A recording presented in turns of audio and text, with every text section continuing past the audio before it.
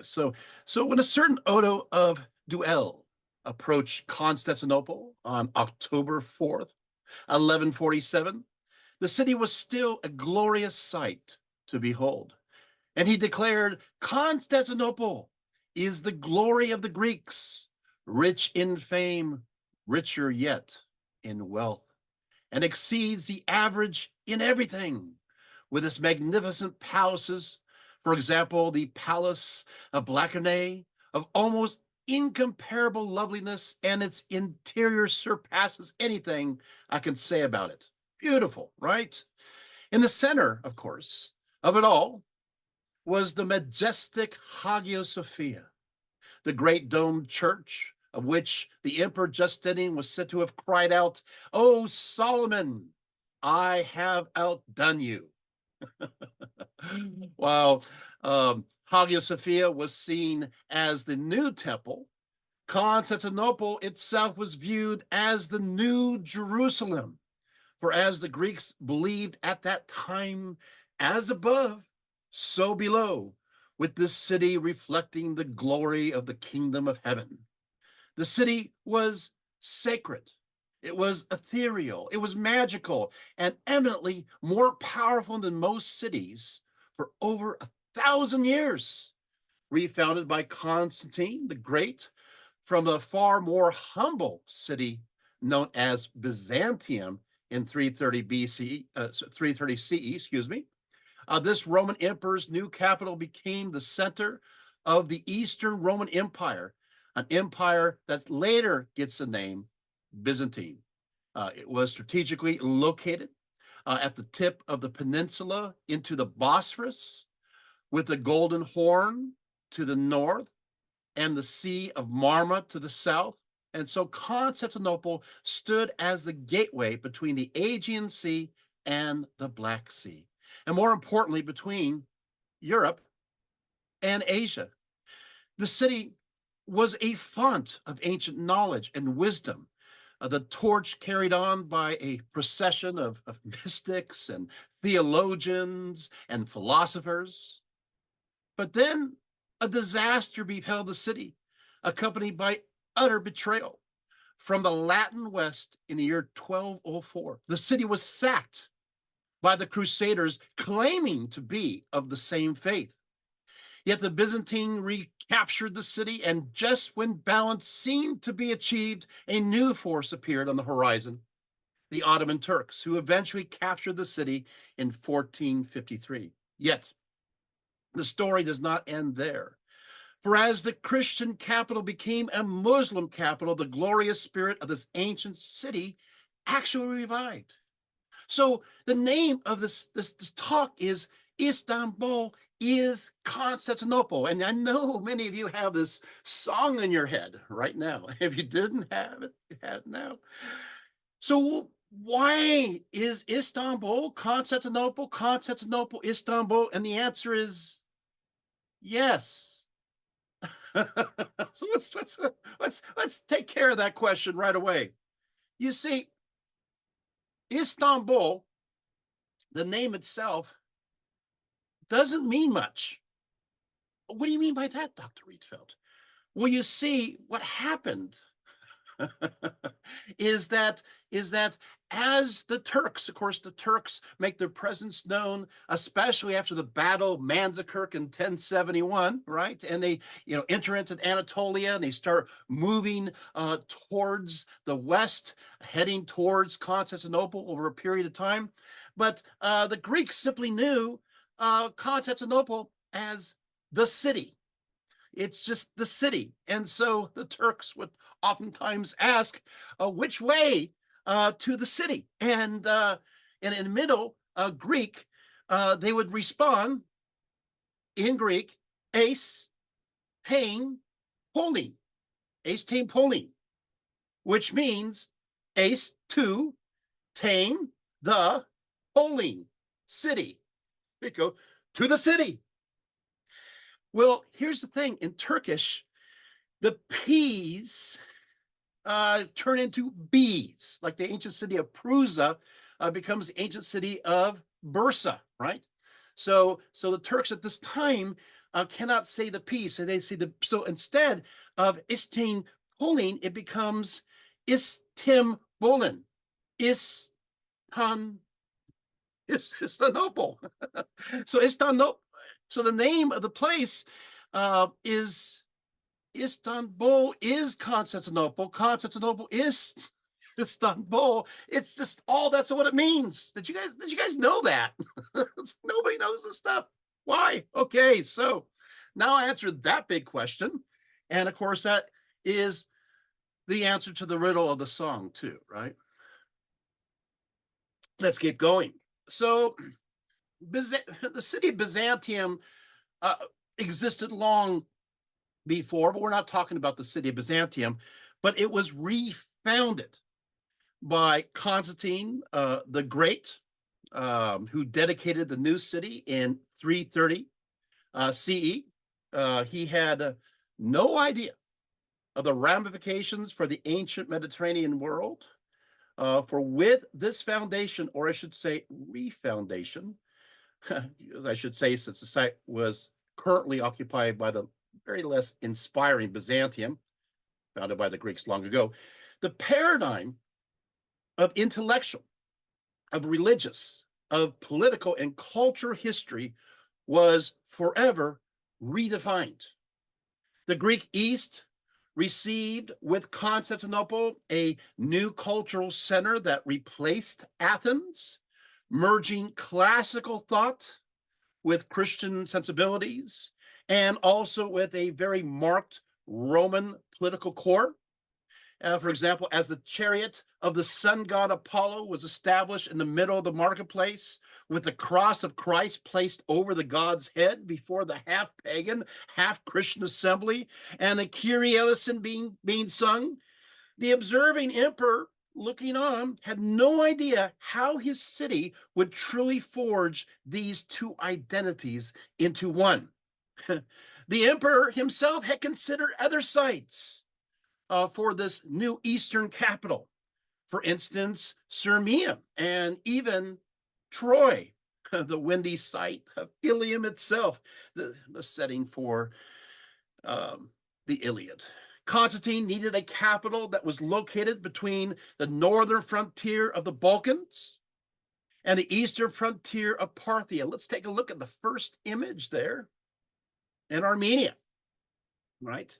For defense reasons, as well as you can see right here, as that city could be the center of also of east-west, northeast trade. You see that here, right? So you have, you see there at the north, you have the Black Sea. Constantinople is located on the Bosphorus, on a narrow peninsula between the Aegean and the Black Sea right there, right? And also, as you can see, onto the left, between the lands of the Balkans and to the right, Asia Minor, right? Which fulfilled this vision exactly. In fact, Constantinople was situated at the juncture of two very famous roads, the Via Egnatia, traversing Eastern Europe, and the main road leading from Byzantium through Chalcedon on to Nicomedia and to the rest, of course, Asia Minor. So it literally, I mean, this is pretty amazing. It commanded Europe on one side, Asia on the other side, the Black Sea to the north, the Aegean into the Mediterranean in the south. What a perfect place, perfect position to create a city, right? Now let's go to the next image, right? And so you can see there, the creating alternative capitals to Rome was not considered insulting, for the eternal city still maintained its prestige. But since the Emperor Diocletian, it became the habit for the imperial family to establish themselves anywhere but in Rome in order to avoid all the squabbling nobles and, by the way, very terribly hot summers. Diocletian had favored Nicomedia in the east, while Maximian, he happened to like Milan. Other capitals like Trier was a place for Constantius, the father of Constantine, and later Ravenna were byproducts of this mentality. For Constantine, however, we're seeing here, the city was intended to commemorate his triumph over the rival Eastern emperor Licinius, who he defeated in 324, making him the sole emperor of both the West and the East.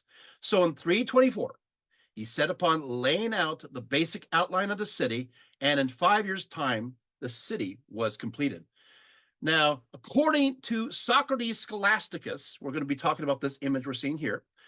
With Socrates Scholasticus, I really think that's a great name. Name your kid Socrates Scholasticus, and he will never measure up to his own name. How could you possibly do it? Anyway, he says Constantinople was to be established by law as equal to imperial Rome, being declared a new Rome. And you're seeing it right here in this image, this overview, with this proclamation engraved on a pillar of stone erected in public view on the Stratageum or mansion house near the emperor's equestrian statue. So the ancient city of Byzantium, as you see here, located at the tip of the peninsula and to the Bosphorus with the Golden Horn to the north. See the Golden Horn right there? Yeah, okay. And the Sea of Marmara to the south, right? You see it right there, right? Was reorganized into the imperial district, as well as accommodating the hippodrome. So you see right there to the far right, you see the imperial palace, and right next to it, you see the hippodrome. Now, the city planners retained the main colonnaded road that was running through this older district that dated back to the Emperor Septimius Severus, and just beyond the old walls of Byzantium, which, of course, was soon dismantled by retaining the original gate for a while. Now, Constantine built the circular form of Constantine, because he likes himself, and so you can see right there, you see the form of Constantine. From here, this road, later called the Mies, split with one part proceeding northwest past the Church of the Holy Apostles and on to the new set of walls built by Constantine, while the other went southwest to the other part of the walls there. So you see, there's the organization. Let's go to the next image. Because you see right there, this is the beautiful view of what the city looked like. And you can see there's the palace below, and you see the great stadium right in the center. And on the left, you see the circular location of the Forum of Constantine. Next image. Good. I like this image. Next image, please. Yeah, there it is. There's a kind of a close-up, a zoom. Now, the Forum of Constantine had a red periphery column that was built in 328 CE. It is still there. Let's go to the next image. There it is. It had a gilded bronze and nude statue of himself. So you could see that I know a lot of people talk about Constantine taking up Christian sensibilities. I just want you to understand that he has himself depicted at the very top of this great pillar, looking just like the god Helios, the god of the sun, complete with sun rays and holding an orb. He did lose his orb in the year 477 and a spear in 541. And then, of course, around 1080, the top was struck by lightning. I don't know, maybe hubris, who knows? Okay, he thinks he's funny. Oh, by the way, and then 1105, the statue actually blew off. And then, of course, it was replaced by this cross, which seemed to fit better the sensibilities at that time. Let's go to the next image. I thought you'd like to see what it looks like today. It looks like some people affectionately call it just the nail or the iron nail, and you can see why. It's just kind of stuck there, right? Let's go to the next image. Not that. Oh, yeah, there we are. Okay, so the Senate House, by the way, was on the north side of the Forum, had a porch of periphery columns, had these huge bronze doors depicting the gods at war with the giants. It's too bad that they ripped these doors off from the temple of Artemis at Ephesus. So, yeah, but at least it was preserved for a period of time. I don't know, c'est la vie, right? There was a statue of Athena outside of that. On the opposite side, there was a Nymphaeum or a monumental fountain. And also there were various statues like the famous Palladium, which is the protective statue from the city of Troy. Yeah, let's go to the next image. Thank you. This is really great. All right. So we take a look and beyond, this is kind of a complicated image. Let's go to beyond the Forum of Constantine, we have the Forum of Theodosius. Let's go to the next image so we can maybe see it better. There it is. All right. So you see the Forum of Constantine, a little round area. So you just kind of go up the Mies, and you see on the left-hand side, there is the Forum of Theodosius. Okay, so let's go there. Theodosius, the next image. So what happened is that, everybody wants to outdo everybody. So Theodosius, the first, Constantine initially actually created this forum, but Theodosius didn't want to be outdone, so he redid it in 393, and he built this huge arch that looked much like, it's pretty amazing. Triumph Arch. The remains of the Triple Arch do still continue. I had the decorated columns that are absolutely beautiful. Nearby, there was the column of Theodosius, which fell. The statue fell in an earthquake in 478. There's a basilica. Let's look at the next image. That's what it used to look like. This is what it looks like today. It seemed better times. Yeah, I do like the kind of eye design. Do you see that? There seems to be apotropaic to ward off. So I'm kind of a big fan of that. Okay, great. So, okay, thank you. We'll stop this for right now. Great. Okay, so Constantine. What happened is that you have this beautiful, magnificent city. Constantine filled the city with many grand monumental buildings and artwork, but more and more, he decided to make this new Rome distinctly Christian in character. Now, this is not at first. This is gradual. Eusebius, who exaggerates all the time, and you'll see this in a few moments, in his Life of Constantine notes about Constantine, and being fully resolved to distinguish the city which bore his name with a special honor, he embellished it with numerous edifices, both memorials to martyrs on the largest scale and other buildings of the most splendid kind, and not only within the city itself, but in its vicinity, and thus at the same time her rendered honor to the memory of the martyrs and consecrated his city to the martyrs. God being filled too with divine wisdom, he determined to purge the city, which was to be distinguished by his own name from idolatry of every kind. That henceforth, he says, no statues might be worshipped there in the temples of those falsely reputed to be gods, nor altars defined by the pollution of blood. That there might be no sacrifices consumed by fire, no demon festivals, not any of the other ceremonies usually observed by the superstitious. Well, yeah, that's nice of you, Eusebius. But let's go into the reality. Of course, meanwhile, you were thinking, hey, what about the Apollo holding the cross, and what about him as Helios on another column? But we won't go there either, right? So, yet apparently, his strategy for doing this was this is his great strategy of getting purging these statues.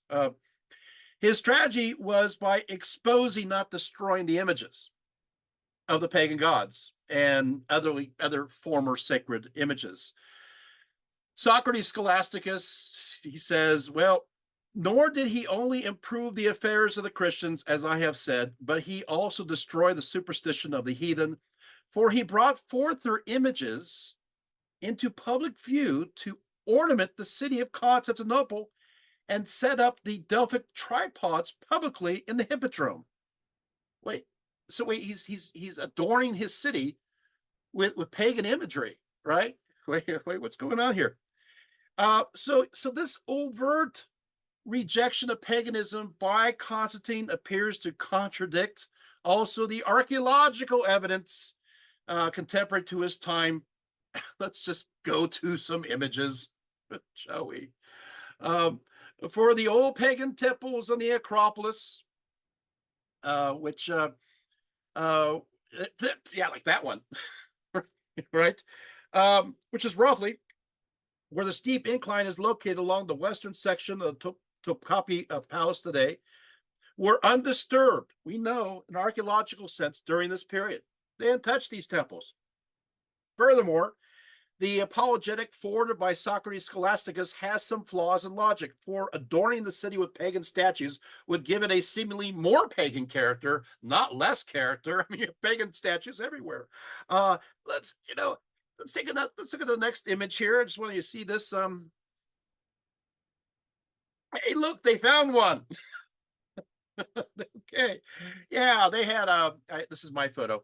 Yes, they have found temples in Constantinople that were still ongoing during the time of Constantine, dedicated to the god Dionysus.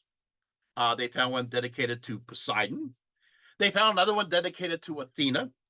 They found another one dedicated to Aphrodite. They even found one dedicated to Hecate just near the Hippodrome. So it looks like not a lot that you thought has changed, right? It's business as usual. Let's talk about that Hippodrome. Let's go to the next image here. Hey, there's the Hippodrome.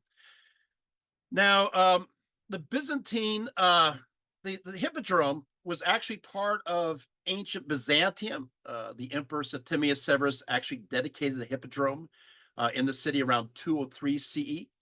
Constantine then refurbished the Hippodrome. It was 450 meters or 1,476 feet long. It was 130 meters or 427 feet wide. And the stands were able to hold 100,000 spectators. That's pretty big. Let's go to the next image. There was a Cathsima, the emperor's special lodge, which was located on the eastern side of the track, which basically had direct access to the great palace itself. You know what you're seeing right here? This is pretty cool.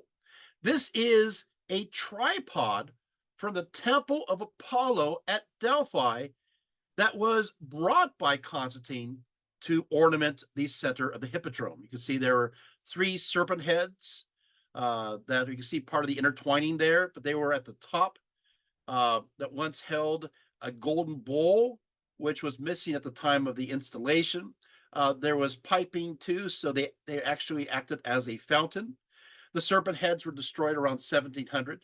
That's a long time, right? It also, a few other things about this tripod, because you may not know about it. This tripod that you're seeing was created to celebrate the Greek victory of Plataea against the Persians in 478 BCE.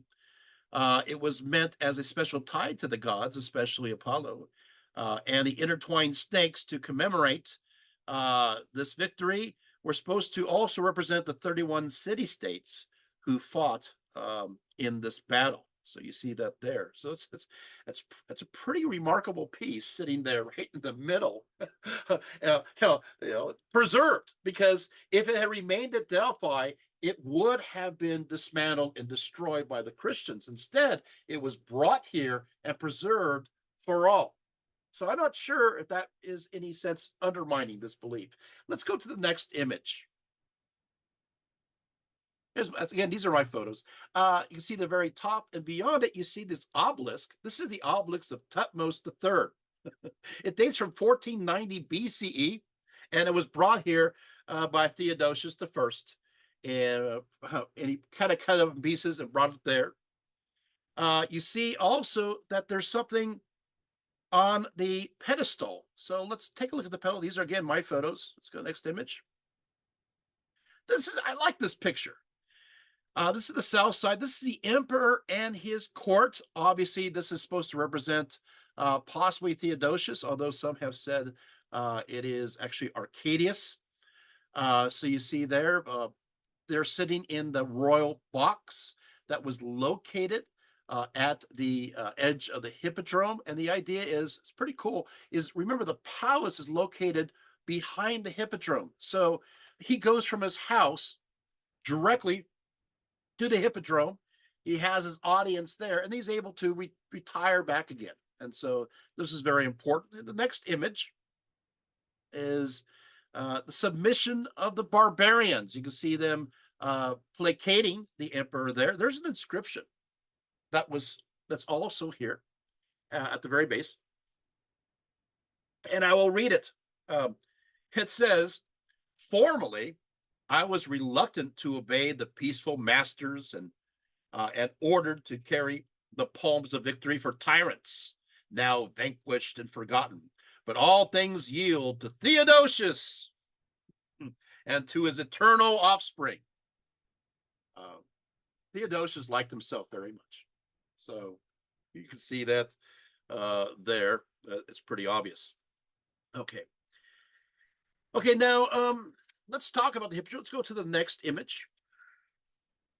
Think about this hippodrome. This is where it gets, I mean, the whole thing is fun, but for me, um, basically, in the hippodrome, there were those known as the blues and the greens. The blues and the greens, they have their origins in the racing factions of the hippodromes throughout the empire, and not just in Constantinople. In the beginning, they appeared to be the fans of the chariot horse racing groups that competed in the public games. And much like modern soccer fans throughout the world today, their fans became rather impassioned with the result of each of the races. The colors refer to what each chariot racer wore for their uniform, which at first were actually four colors. There were the blue, there was the green, and there was the white. And their fans often wore the same colors to show their support. Does this not sound familiar? Right? Eventually, the blues and the green factions became the most prominent ones. Now, I do want to say that something does happen later on, but in fact, there was another group of rowdy fans that were connected to the theatrical performances in the city, and cheering and ridiculing various actors on stage according to their particular factions. So by the 5th century, the various emperors at Constantinople brought horse racing together with, hey, why not? Why not the theater under the same banner of imperial entertainment? Right? It created an amalgamation of both groups. What a great idea. I don't know. That probably adds a lot more drama to the story, and it sure does, because later on it leads to the burning down of much of the city, which we'll talk about soon. So the blues and the green factions were now associated with theater factions too. As a result, these two factions became a powerful social force in Constantinople and throughout the empire as well. People would typically align themselves with one or the other. Theodora, the great empress and wife of Justinian, started out as part of the green faction until betrayed and then joined the blues, while Justinian was favored, of course, the blues right from the start. Their official role seems to be limited to the official greeting of the emperor to the hippodrome and acting as an urban militia during times of danger. So if there's some danger, it's like, the blues will organize ourselves this way, the greens are organized out. So it's pretty good, especially to defend the city walls. But do the blues and greens represent genuine political or religious factions, possibly acting as the voice of the people before the growing power of the emperors, where other channels have been muted? The scholars are really divided on this issue, but it does seem in the case of the Nika riots, these groups did act in this way on this occasion. Some scholars view the green faction as associated with the wealthy business class and non-land owners, and more supportive of Monophysite Christianity, which of course is an interesting bit. And obviously the blues are more, well, blue blood. Right? so there you have it. Okay. We're getting through this, right? Okay, so let's go to the next image. Are you having fun yet? Oh, yes. I love this church. This is Constantine built a few churches in Constantinople, most notably the Church of St. Irene, to serve as the official cathedral for the city.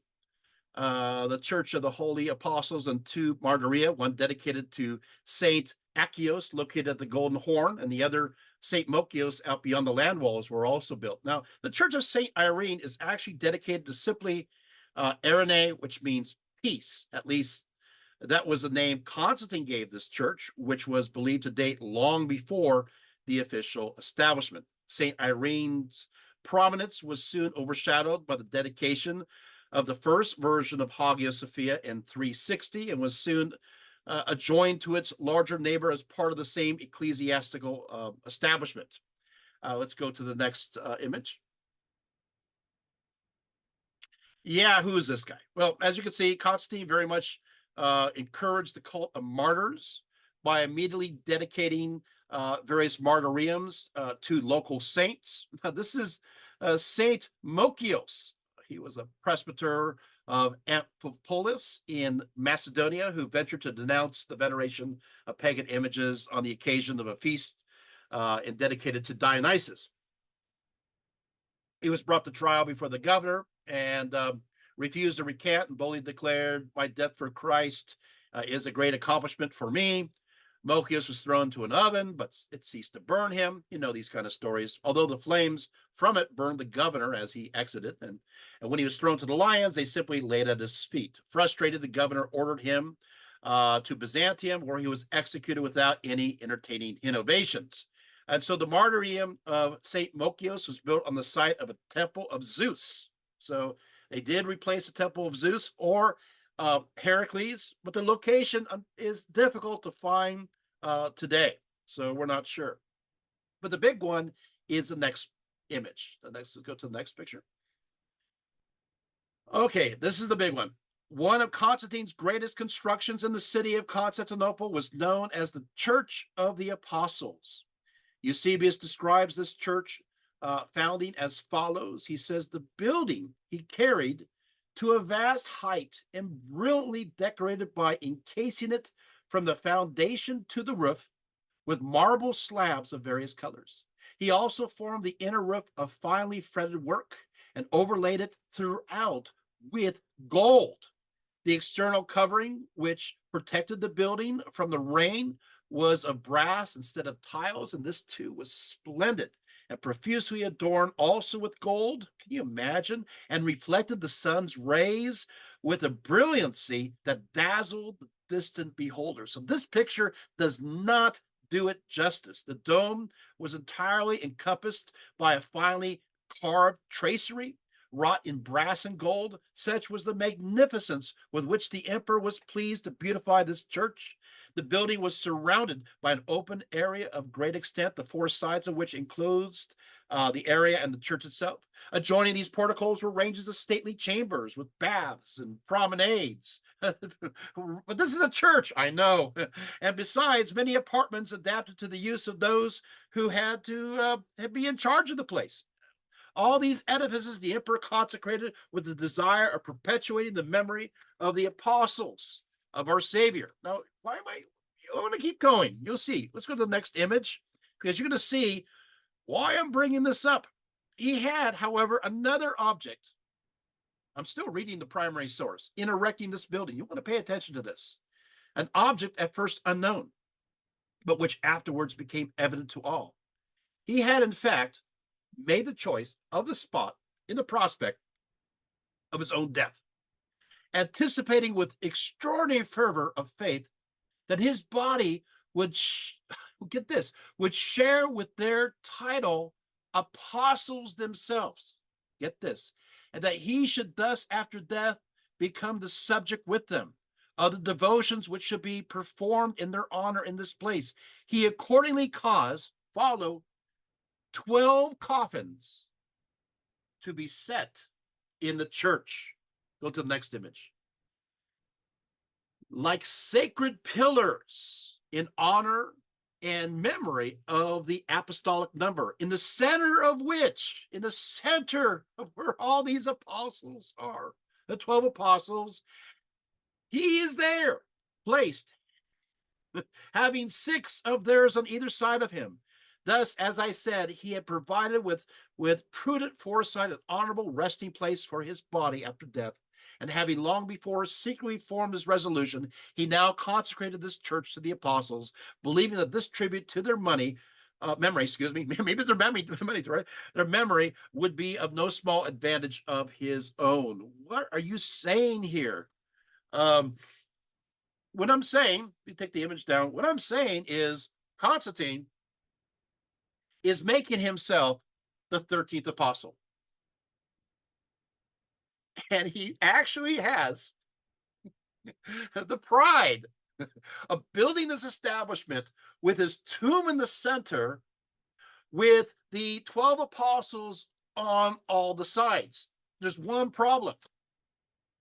He doesn't have their bodies, but he wants them, right? So right before the main entrance of the church, of the holy apostles, the following was inscribed. It says, and which is kind of a cool summary, because this is from time of Constantine. It's a cool summary of how people believe the 12 apostles were killed. There we go. This is the inscription. Mark is put to death by the people of Alexandria. The great sleep of life, Matthew sleeps. Rome sees Paul die by the sword. Philip is given what was given, Peter. Bartholomew suffers death on the cross. Simon too on the cross ends his life. In Rome, vain Nero crucifies Peter. In life and death, John lives. Luke died peacefully at the end. The men of Pataras brutally crucify Andrew. A knife severs the life paths of James. Lances killed Thomas in India. So there you have the summary right there. So besides the main entrance of the Church of the Holy Apostles, also I want to say there are other kinds of dedications as well. I've actually, what I want to go into something kind of funny.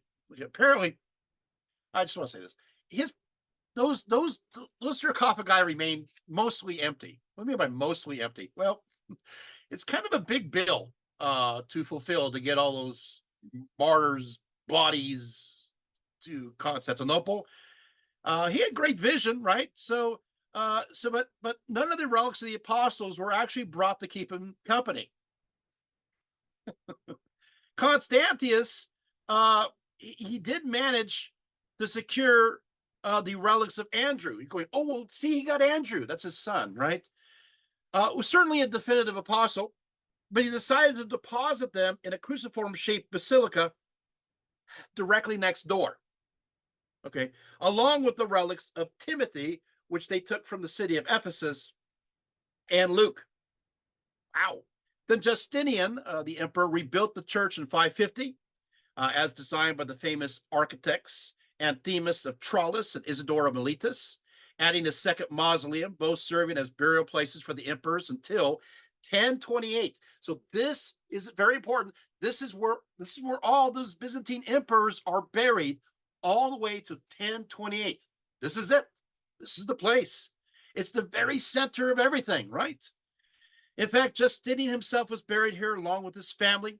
John Chrysostom was also buried here. In design, the church rebuilt by Justinian resembled the church of St. John at the city of Ephesus, which was built around the tomb of John. In design, the church also resembled another church. Let's take a look. Let's go to the screen, and you're going to have an aha moment. Here he goes. Let's take a look with the other church that mimics its shape. You guys recognize that? That's right. The Venetians. That's right. That's St. Marcus in Venice. They copied the design. So if you want to have an idea what the church looked like, you go to St. Marcus in Venice, and this is what it did right here. So, okay. Wonderful. Thank you. Put that down, but thank you. That's perfect. So you get the idea. That's a little surprise there. Now, in 1204, the Fourth Crusaders looted the church, stealing the gold and gems right off the bodies of the dead emperors. This is terrible. They even pulled off the crown of the Emperor Heraclitus. And in fact, it said that his hairs were still clinging to his crown. They pulled it off. They even stole the body of St. John Chrysostom and took him back to Rome along with the relics of St. Gregory. And fortunes turned even worse, for despite the restoration of the church, it was described to be in a terrible state of disrepair. The Latins did they sacked this very important site for those of the east of the. It's pretty upsetting.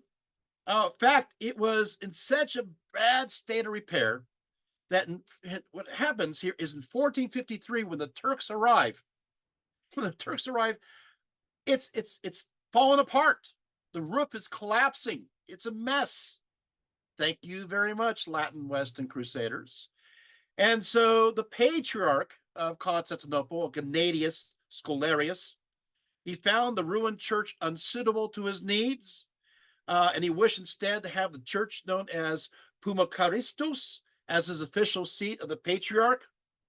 Because did you know that Mehmet II, he offered the Orthodox Church this site, and they did not want it.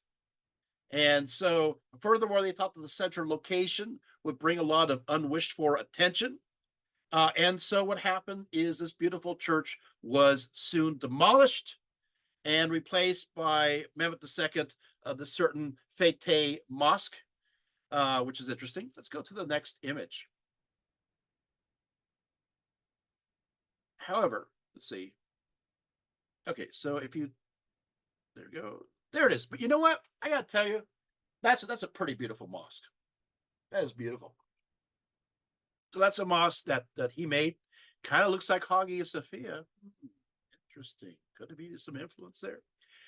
Also, if you look closely, there are remnants of the columns of the original church that are still there. Okay. Yeah, thank you. That's good. So what happens now? Let's get into some deeper theological issues, right? So what occurs is as follows. Well, they're trying to gather relics, and you're going to see this constantly in Constantinople, and there are reasons for this. Relics of St. Andrew, of course, Timothy and others, they value this. The idea is they're trying to change the identity of Constantinople. Now, with the foundation of the Church of the Apostles, Constantine inaugurated the sensibility that Constantinople was not only the new Rome, it was the new Jerusalem. Through the monumental church and through the intended interment of the relics of the apostles within Constantine's beautiful church, it fortified this ideal. And so while the church, in a sense, was a new Israel, Constantinople was understood as the new Jerusalem.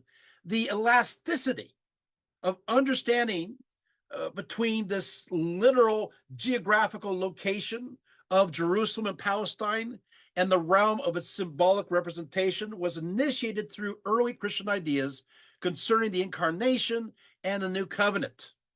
With the incarnation, listen, with the incarnation of Christ, they believed, which was the spiritual divine Logos, or the Word, which dwelt in the physical Messiah, the Spirit then merged with the flesh, right? The Spirit merged with the flesh, providing the allowance for a symbolic duality between that which is in heaven and that which is of the earth. You guys got it so far? Now, but even the fleshly side of Jesus was believed to be translated with his spiritual aspect into heaven, hence providing a precedence for the literal removal of that which is physical from one actual location to another via special spiritual intercession. So what happens is the belief that the old Jerusalem can be moved spiritually to a new location. that being Constantinople. It's really deep theology, and it will absolutely be important historically. That's why I know, theological ideas are important. Well, how does this affect us? Oh, you'll find out. Don't worry, you'll find out pretty quickly. But I have to build the lattice work so you follow along. So with the belief in the new covenant of Christianity, replacing the old covenant of ancient Judaism, Christians understood themselves as, again, embodying the new Israel. And so it was only natural to apply the same logic in reference to the new Jerusalem. For if the church was now the new Israel, where was the new Jerusalem? As to be expected. Here we go. The first over articulation of this ideal and spiritual New Jerusalem, except for what we see in the Dead Sea Scrolls. There's a mention of a New Jerusalem that's coming down. Did you guys know that? Dead Sea Scrolls talk about a New Jerusalem coming down, except for that happens to be in the book of Revelation. This New Jerusalem comes down, right, from heaven. This arrives in Johannine Christianity. So Johannine Christianity is basically those writings connected to the Apostle John and his followers. And those would be the Gospel of John, 1 John, 2 John, 3 John, and the book of Revelation. Those are Johannine. And so what happens is that the story goes is that there is a second creation of a heaven and an earth. John is said to have witnessed the descent of the New Jerusalem from a high mountain. Now, the Johannine Christians, they cherish this belief. So are we getting to the point? We are. Don't worry. Here we go. Ready? So what happens is the old Jerusalem is destroyed in 70 CE, okay, by the Romans. It's destroyed. This guy by the name of Hadrian, he's a Roman emperor, builds a pagan city on the site of the old Jerusalem. It's known as Aelia Capitolina. It's dedicated to the three gods, Jupiter, Juno, and Minerva. Okay, and there's even a temple dedicated to Aphrodite. From the viewpoint of Christians, this is now desecrated land. And the belief is, well, wait a minute, we believe that that Jesus is going to return to Jerusalem. Well, he can't return to a Jerusalem that is on desecrated land, that is pagan. It has to be truly holy. So guess what happens here? So what happens is a group of Christians who are Johannine. They're known as Montanists, which, by the way, is really cool. It's kind of a female-led ecstatic Christian movement that's very much Johannine, and it's going throughout Asia Minor. And what they do is obviously, Jerusalem is, Jesus is not going to return to Jerusalem in Israel, right? Who would do that? It's not going to happen because it's under a Romans, it's pagan. So he must be someplace else. And so they have this mystical vision, and they believe that the New Jerusalem is going to arrive at a small little town called Papusa. Papusa is in the city. It's actually, Papusa is like a little town, little nothing place in the province of Phrygia and Asia Minor. It's a backwater. There's really nothing there. But it's believed that the New Jerusalem shall arrive there because absolutely it could not arrive in Palestine. Now, you follow? You got this down? Okay. When this belief merged with the Eusebian idea, Eusebius, the historian, who's very much a Platonist, as above, so below, with the person of the emperor as the viceroy of Christ and his court reflecting the heavenly angelic kingdom, the New Jerusalem was then reinterpreted through this link now, because it can move now, right? You already moved to Papusa, which is in Asia Minor. You might as well just move a little bit more towards the west. It was reinterpreted as Constantinople. So Constantinople now becomes the New Jerusalem. So for many in the Greek East, when the old Jerusalem was in the old covenant, now obsolete, but still important as a precursor to the fulfillment, but through exegetical reinterpretation and the creation of a new physical monument, as well as transferring the relics, Now you're starting to make sense. So now, so, well, how do you make it more holy? How do you give the special energy? Well, you gotta collect as many relics as possible to empower this new Jerusalem. Are you guys following me? You guys getting this point, right?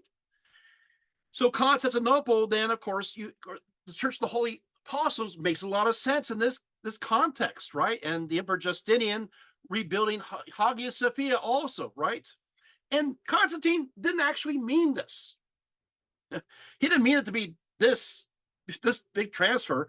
There's an inherent irony in the fact that while Constantine was attributed to promoting Jerusalem as an important place of pilgrimage, through the building of the Church of the Holy Sepulchre, containing the location of both the places where Jesus was believed to have been crucified and resurrected. But the thing is, when he found a Constantinople, he unknowingly moved it away. And so what happened is that the Greeks believe they are in Jerusalem, the New Jerusalem. And we'll go more into the evidence there. You're going, well, so what's this? So what? Well, that means that those of the Byzantine Empire, those of the Eastern Roman Empire, see themselves as a new Israel. They also see their empire as the new Israel. They see their city as the new Jerusalem. They start, well, obviously we need to have a temple. The new temple will be Hagia Sophia, which is the idea of a new Solomon's temple. And the palace, it's the Palace of David. And you know what? They even built a golden gate. And that golden gate is there waiting for Jesus to return. And they believe Jesus is going to return to Constantinople. Oh, I see where you're going. So there's a fervent ferocity of faith. Yeah. Well, why is that important still? Give me more. Oh, sure, I'll give you a lot more. Did you guys realize that you have the Roman Empire, and you have the Roman Empire splits under old Theodosius the First. We heard a lot about, maybe too much already, between his two sons. The west side got Honorius, the Western Roman Empire. Even though nominally it's Rome is the capital, it's kind of moving to Milan and then moves to Ravenna. Okay. And so that's the one side. The eastern side, of course, will be Constantinople, will be the capital under a certain Arcadius, his other son. So it's split in two. The Latin West, they get this fatalistic idea. The fatalistic idea is Augustine comes out with the city of God. There's a city of God. There's a city of man, and we're not supposed to invest in the city of man. No, you must put all your everything you have into the city of God, because all these, gold and silver, it rusts, you don't want to do that. So people in the West, it's not just Augustine, it's just the mentality in general, and they kind of lose it a little bit. What I mean by that is that they want to become a public citizens building roads and these wonderful monumental buildings and investing in society. No, they want to build a monastery. They want to build a church. They want to become a priest. They want to become a monk. Who cares about all this? And so the roads break down, and obviously that's not too good, right? Because communication starts breaking down. Also, they don't fix the plumbing, and the water gets tainted. You start going, and the barbarians come swooping through because guess what? The Romans of the West don't even want to fight anymore. They don't want to be soldiers, so they make barbarians, federati, as soldiers, right? And they're fighting fellow barbarians, going, hey, why are we fighting each other? Let's get along. And the West falls. But here's the thing, in the East, what I'm talking about connected to Constantinople is an ideology. And this ideology saves the East because they are defending the new Israel with the new Jerusalem, right? And so now they see their soldiers as being soldiers for the kingdom of God. You guys getting this?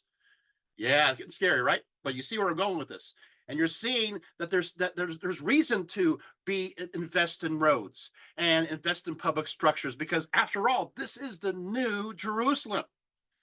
So because of this mentality, this fervency, they held their ground because of this ideology, and they held their ground against various groups sweeping in from the north and sweeping in from the east. Like who? Well, of course, you have the Persian Parthians, right? Oh, yeah. And you have the Avars of the north. And then they held the walls of Constantinople, held against what? The Arabs and Islam. Now you woke up, didn't you? It's because of that reason that Islam did not enter into the Eastern European areas. They held their ground. Does that make sense? At an early, vulnerable period of time. Otherwise, if this would have fallen, which is no, if I'm not, it's not a criticism, you know that Europe would be Muslim, which is fine. I'm just saying Europe would be Muslim, but it sure would be different, and probably none of you would be here. It would be a whole different genetic structure, right? Is that making sense? You guys getting this? You're seeing the so what suddenly? Is the so what making more sense now? Also, the thing is that so sad when the Crusaders come, Crusaders are, let's take Jerusalem, and those in Constantinople and the East are going, you guys want to take Jerusalem? We are Jerusalem. You guys want that place? Sure.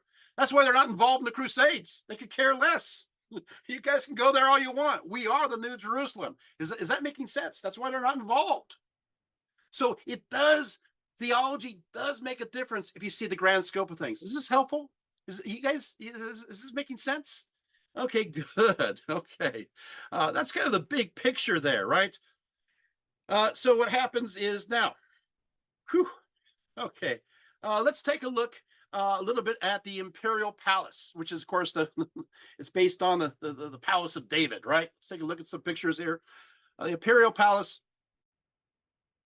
There it is. Woohoo! Constantine planned out a palace himself in 330. The southeastern corner of the peninsula. It was, by the way, it was 200,000 square feet. That's a big palace. It was built on the sloping hill that kind of went down 108 feet or 33 meters from the hippodrome down to the shoreline. Beautiful, right? Let's see another image here. There right there. Okay, so take a look at those buildings right there. And you see that wall there. Okay, now let's go to the next image. There's not much left of it today. It's kind of a mess. Okay, there it is. That's my picture. Yeah, it's seen better times. Let's go to the next image. And yeah, they built a tea house on top of it. But that's, hey, it's a perfect place to have some tea. Turkish tea is amazing.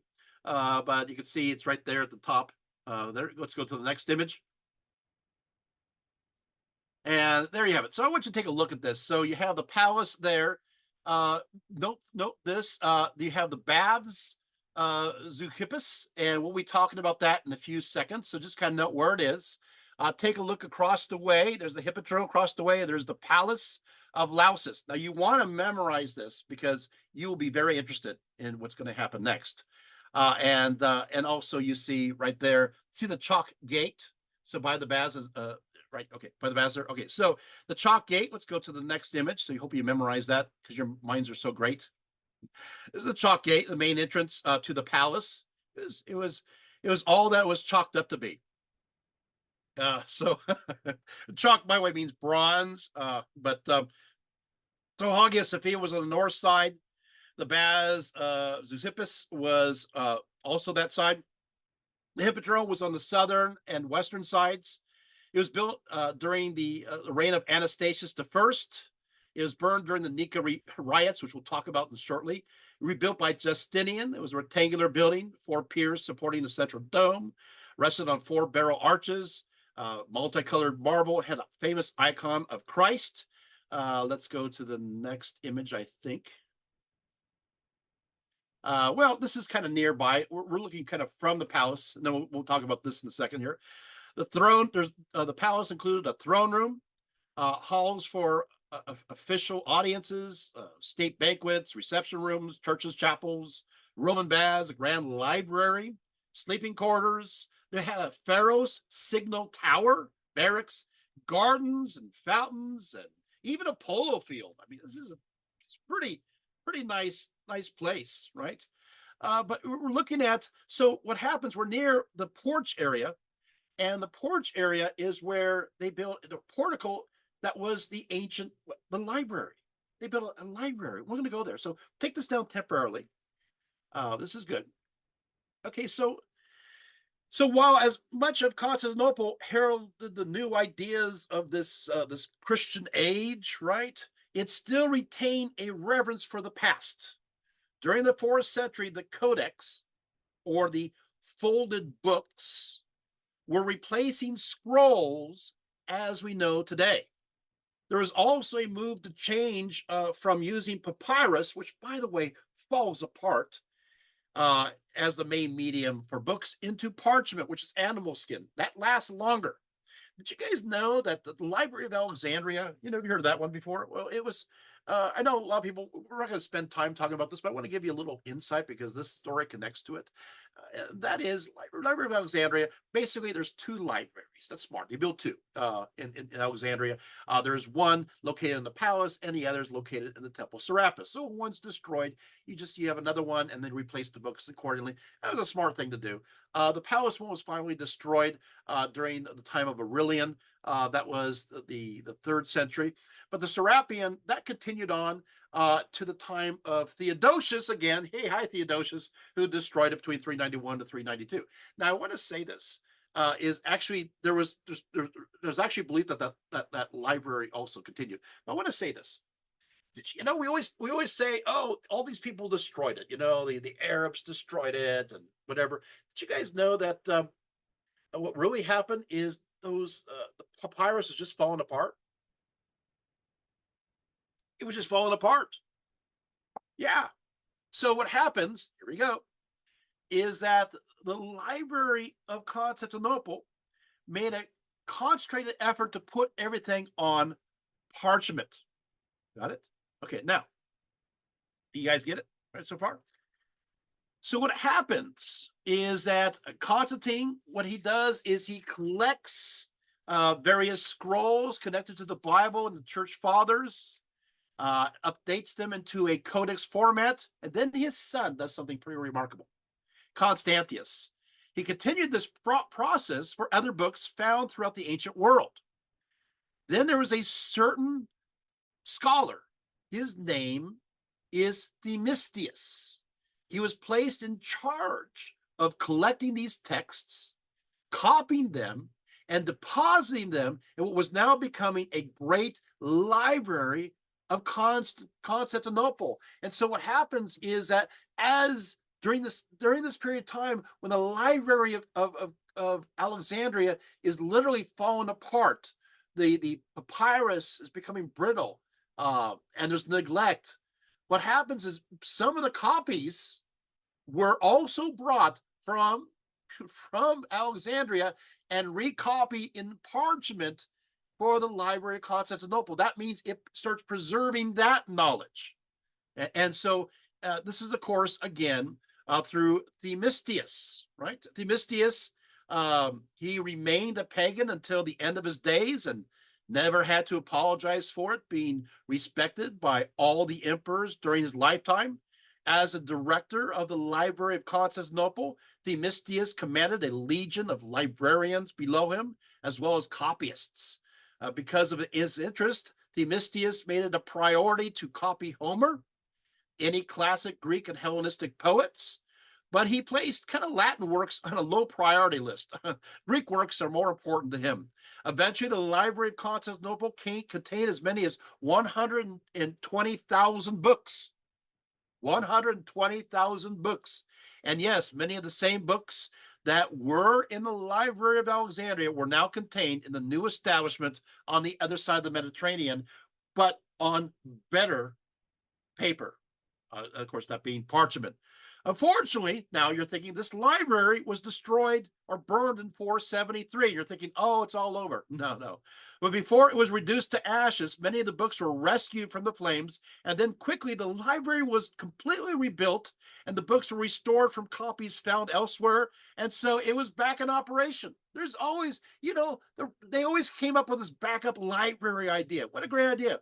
We know the library was alive and well during the Sixth Ecumenical Council of Constantinople in 680 CE, with Agathon the Reader the librarian of this establishment, designated as the notary for this meeting. Many contend that the Library of Constantinople lasted until, guess what? Yes, guess what? When the Latins burned it down in the year 1204. Yeah, of course, right? When the city was sacked. But, there you have it. Now, here we go. So attempting to preserve the artwork of the classical past was also important. And so the famed statue of Zeus, one of the seven wonders of the ancient world, was removed from the temple of Zeus and shipped off to Constantinople. Did you guys know that? That's right.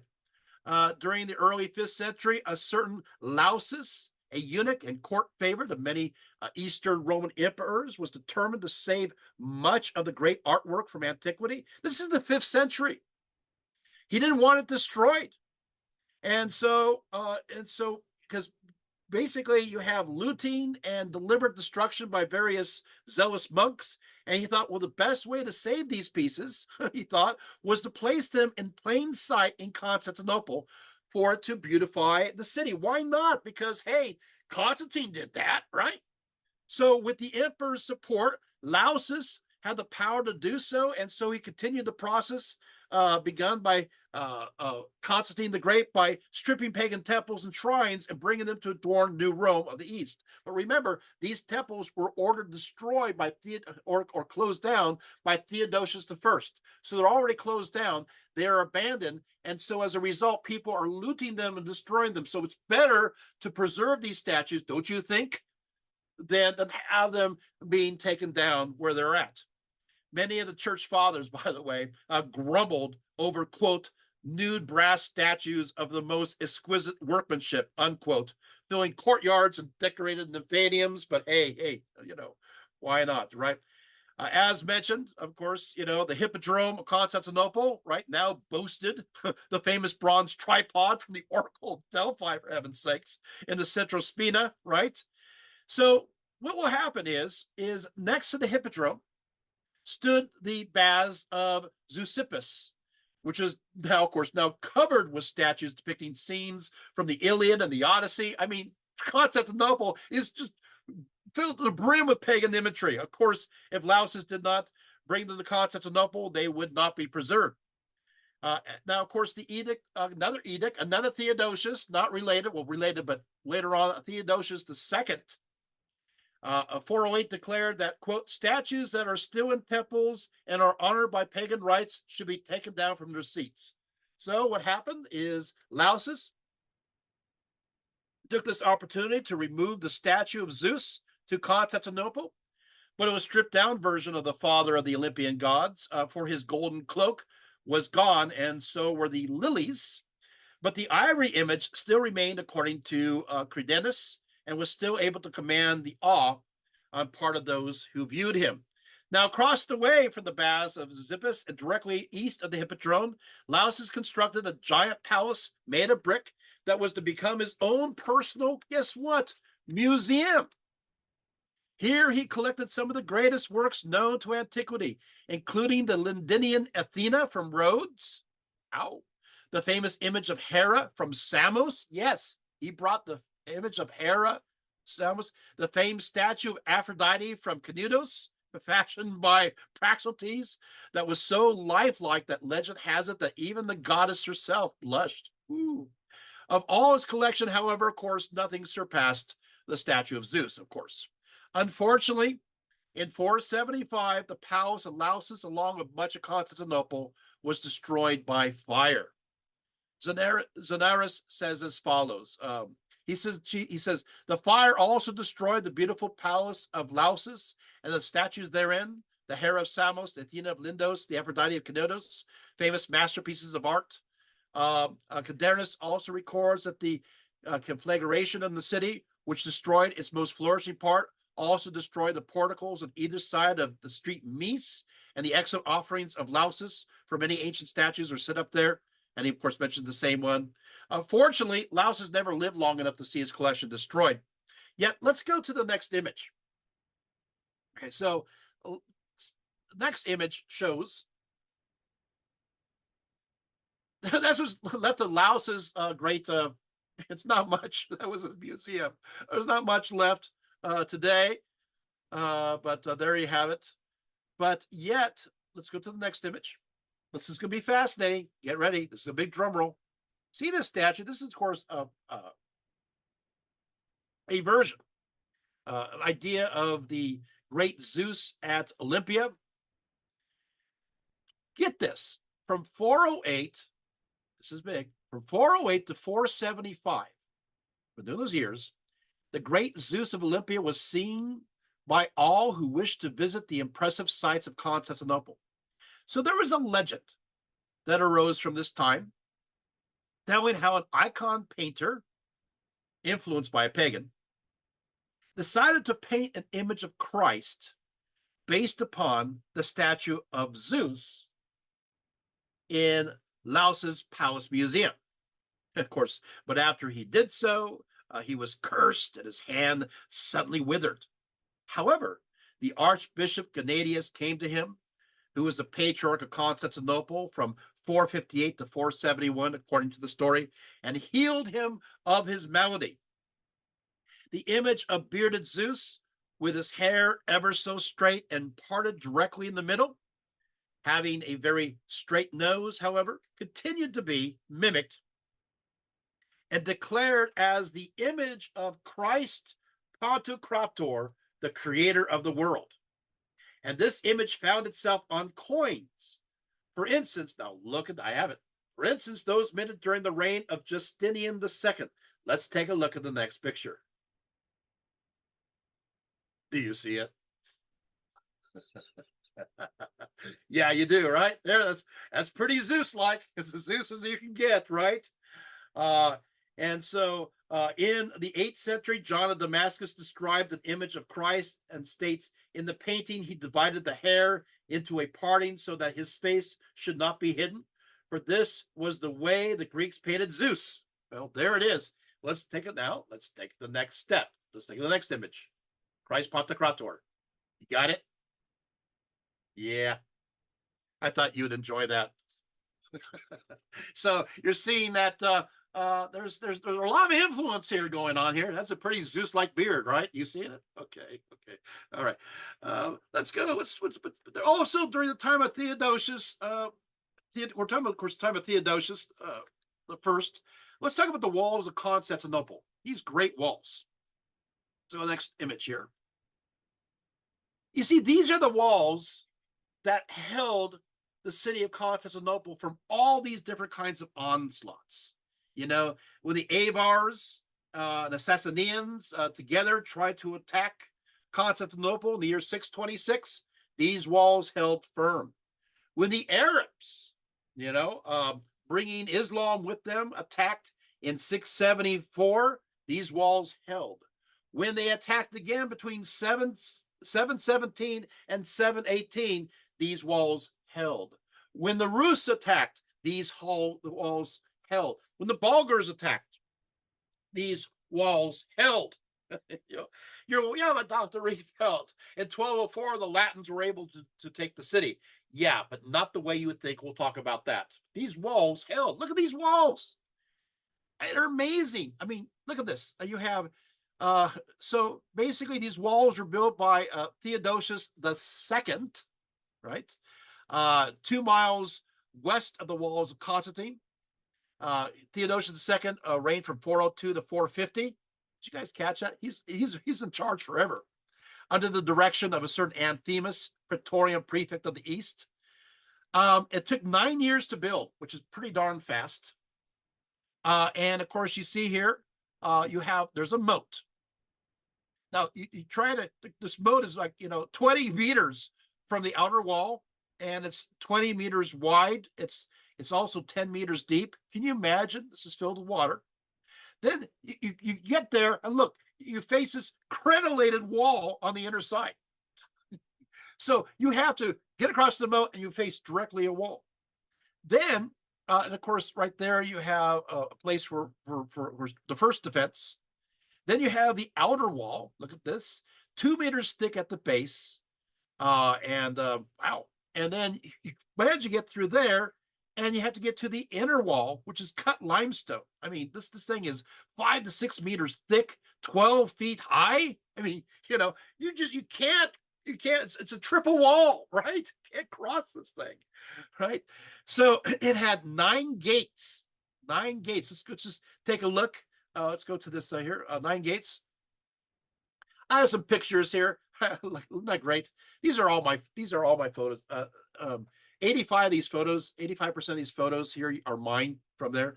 So you have 96 towers and 9 gates, and let's keep. So let's take a look at it. So just think to yourself. We'll go through these pictures. There's kind of quite a few of them, but I want you to get an idea of what's left today. Like all the birds, right? The crows going on there. I love this tree that's growing out a part of the ruin there. They're fun to explore. I love doing that. And there's inscriptions and fun pieces. Let's go to the next image. Yeah, so there you go. Yep. The next one.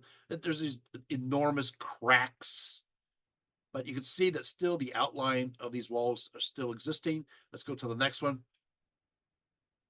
Okay. Now this has been restored.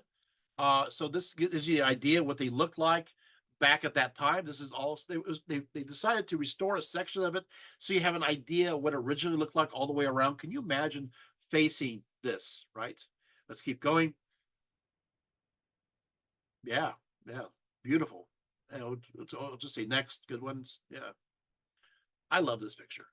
And of course, what they would grow here in ancient times is lettuce. To a lot of lettuce fields to calm their stomachs. That's what they used it for. But also various orchards. Popular at that time, of course, were peaches in this area, and cherries. Yummy, yummy. So they're still growing outside these walls to this day. Go to the next image. Yeah, there we go.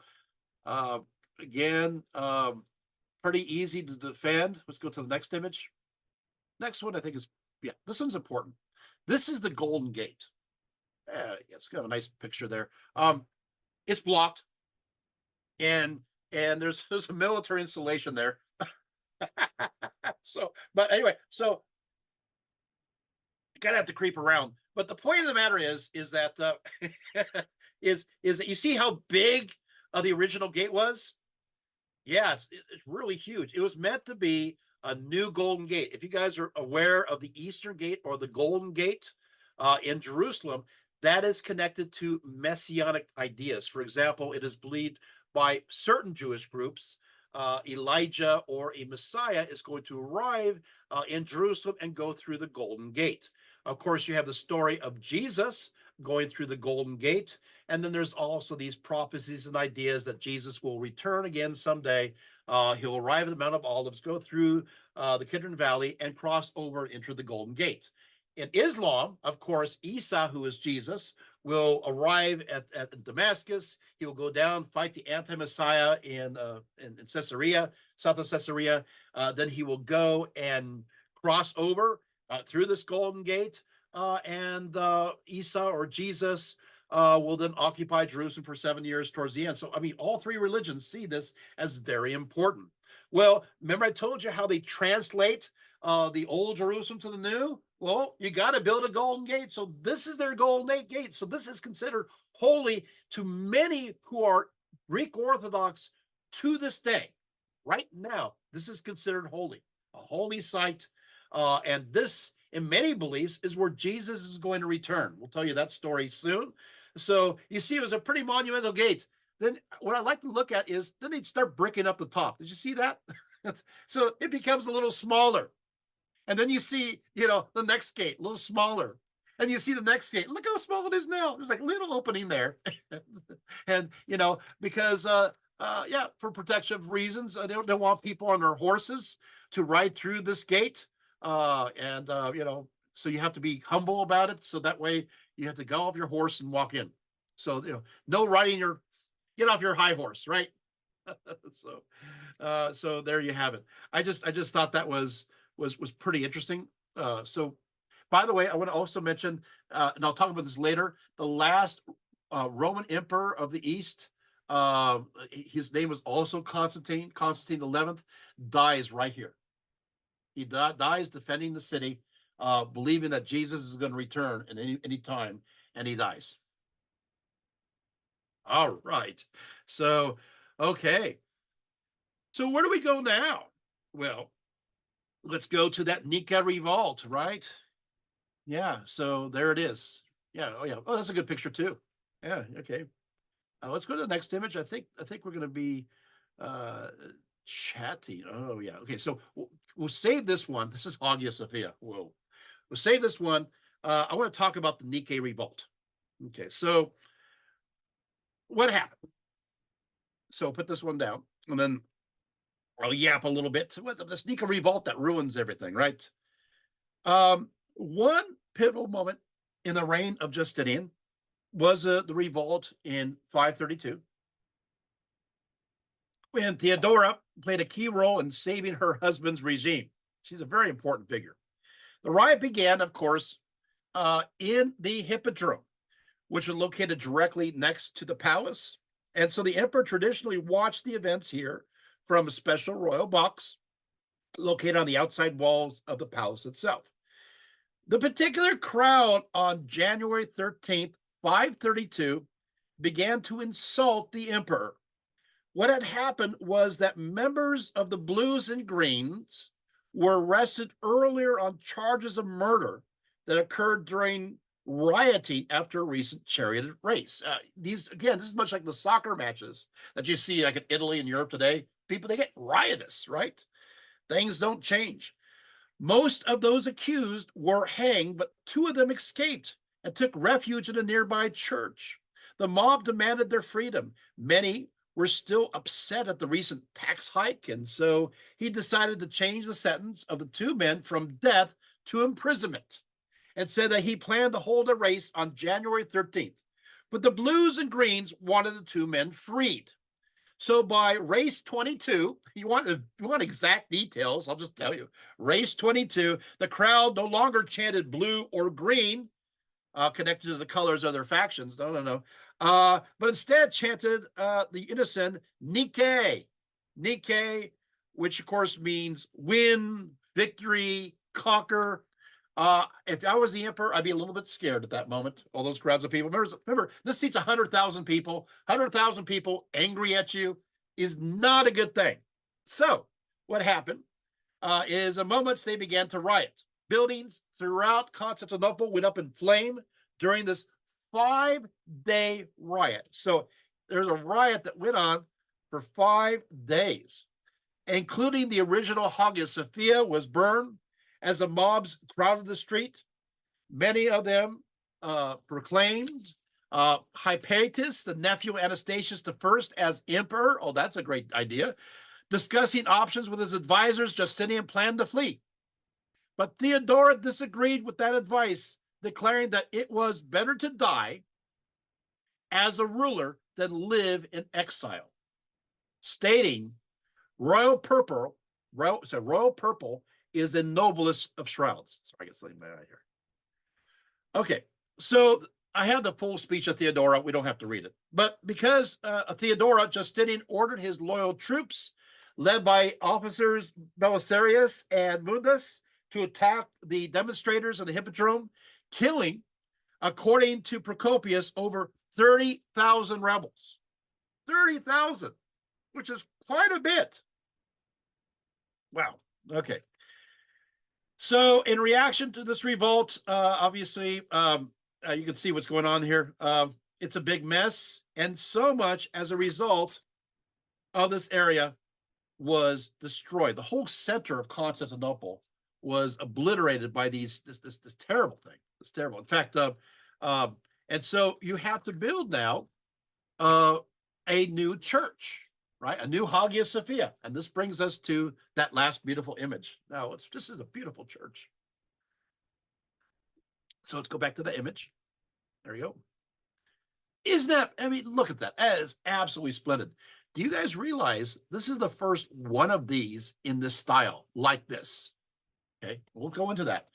So I know when we see these other mosques Did you guys know there are echoes of this architectural style?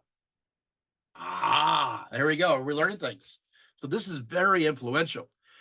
The name Hagia Sophia means in Greek holy wisdom, and so is dedicated to the divine or holy wisdom of Christ. And this, of course, many have interpreted this as Sophia, the Holy Spirit, right? Which is also connected to the third person of the Trinity, because the word Sophia is feminine. Some theologians, both ancient and modern, have asserted that this is connected to the divine feminine, right?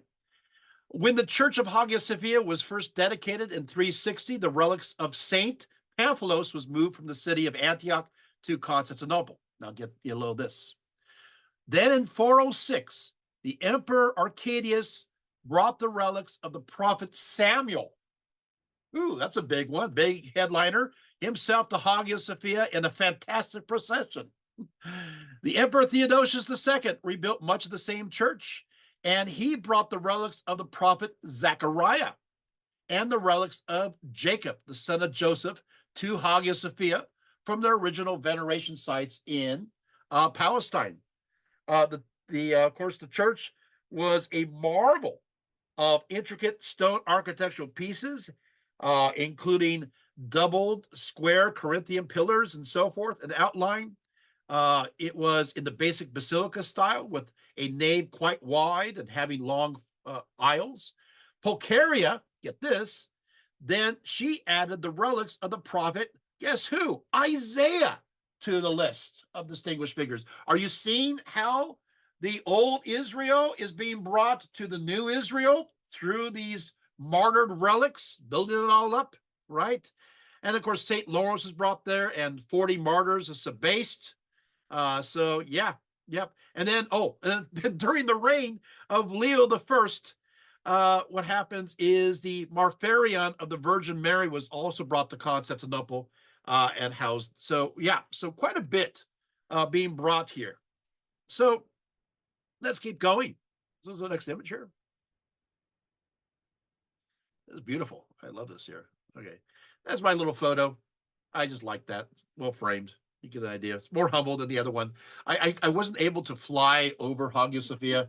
I'm hoping that next time during our tour that I'll be able to do that. But let's go to the next image. There we go. To create his vision of the new Hagia Sophia, Justinian employed two men from Western Asia Minor, the physicist Isidore of Miletus and the mathematician and engineer Anthemus of Tralles. So had some good people working for him. Hagia Sophia encompassed the largest enclosed space in the world for 1,000 years. From what from basically from the time the great church was completed in 537 to the time of the completion of the Dome of St. Peter's in Rome, which occurred in 1590 under Michelangelo's pupil Giacomo della Porta. During its time and long after, Hagia Sophia was the largest church standing. Nothing like this had been attempted before. Even today, Hagia Sophia is still the third largest masonry dome in the world. So it's pretty huge, right? I mean, now the exact details of how Hagia Sophia was built is recorded by contemporary historian Procopius. Stones to construct the church. The Holy Wisdom were brought, he says, all over the Byzantium, including green marble from Thessaly, black stone from about the Bosphorus, yellow stone from Syria, and porphyry from Egypt. He continues, beyond the raw materials, Justinian sent out orders for governors of various provinces to send to him remnants from temples and other abandoned buildings that they thought would contribute to the construction of the church. As a result, 8 porphyry columns were brought from the Temple of the Sun in Rome, and 8 green marble columns from Ephesus, many believing, of course, from the Temple of Artemis at Ephesus, was listed. So there we go. So we got Temple of Artemis going on here. Also there. Is this interesting, right? Quite a few things. The completed church was 270 feet or 82 meters long and 240 feet or 73 meters wide. As for the dome, the architects consulted the architectural theories of Herod of Alexandria to be able to build this. The dome ended up being 108 feet or 33 meters in diameter, and raising 180 feet or 55 meters above the pavement. This is absolutely a humongous sight. You got to see it. Absolutely, right? And of course, what will happen? A little bit of fun little trivia. How he built this thing in such a short amount of time. All right. So basically, he what he did is he had two different teams, and they competed with each other who could do the most work. Isn't that great? So basically, these two teams constituted about a total of 10,000 workers in total, and they were led by around 200 foremen. It is said that 500, so 5,000 worked on the north side and 5,000 on the south side. As a result, the four teams competed with one another, greatly accelerating the pace of the building of this architectural masterpiece, right? So it was just pretty amazing, and it was built and finished under a decade. Some estimates are between 6 to 7 years, and yet it took those in medieval Europe centuries to build their cathedrals, and those cathedrals could fit inside this building. What are you guys thinking right now? Is this pretty amazing? All right. So let's go to the next image. Yeah, there we go. There's me. I'm sorry. I just had to say hi to you guys. So there I am. Okay, so let's go to the next image. Just had to say, make sure you know I'm there. This is a great. This is the famous. This right here is a great image. Okay, this of course is you enter in here. You see, of course, this is the Theotokos, Mary with the Christ child, surrounded by Roman emperors.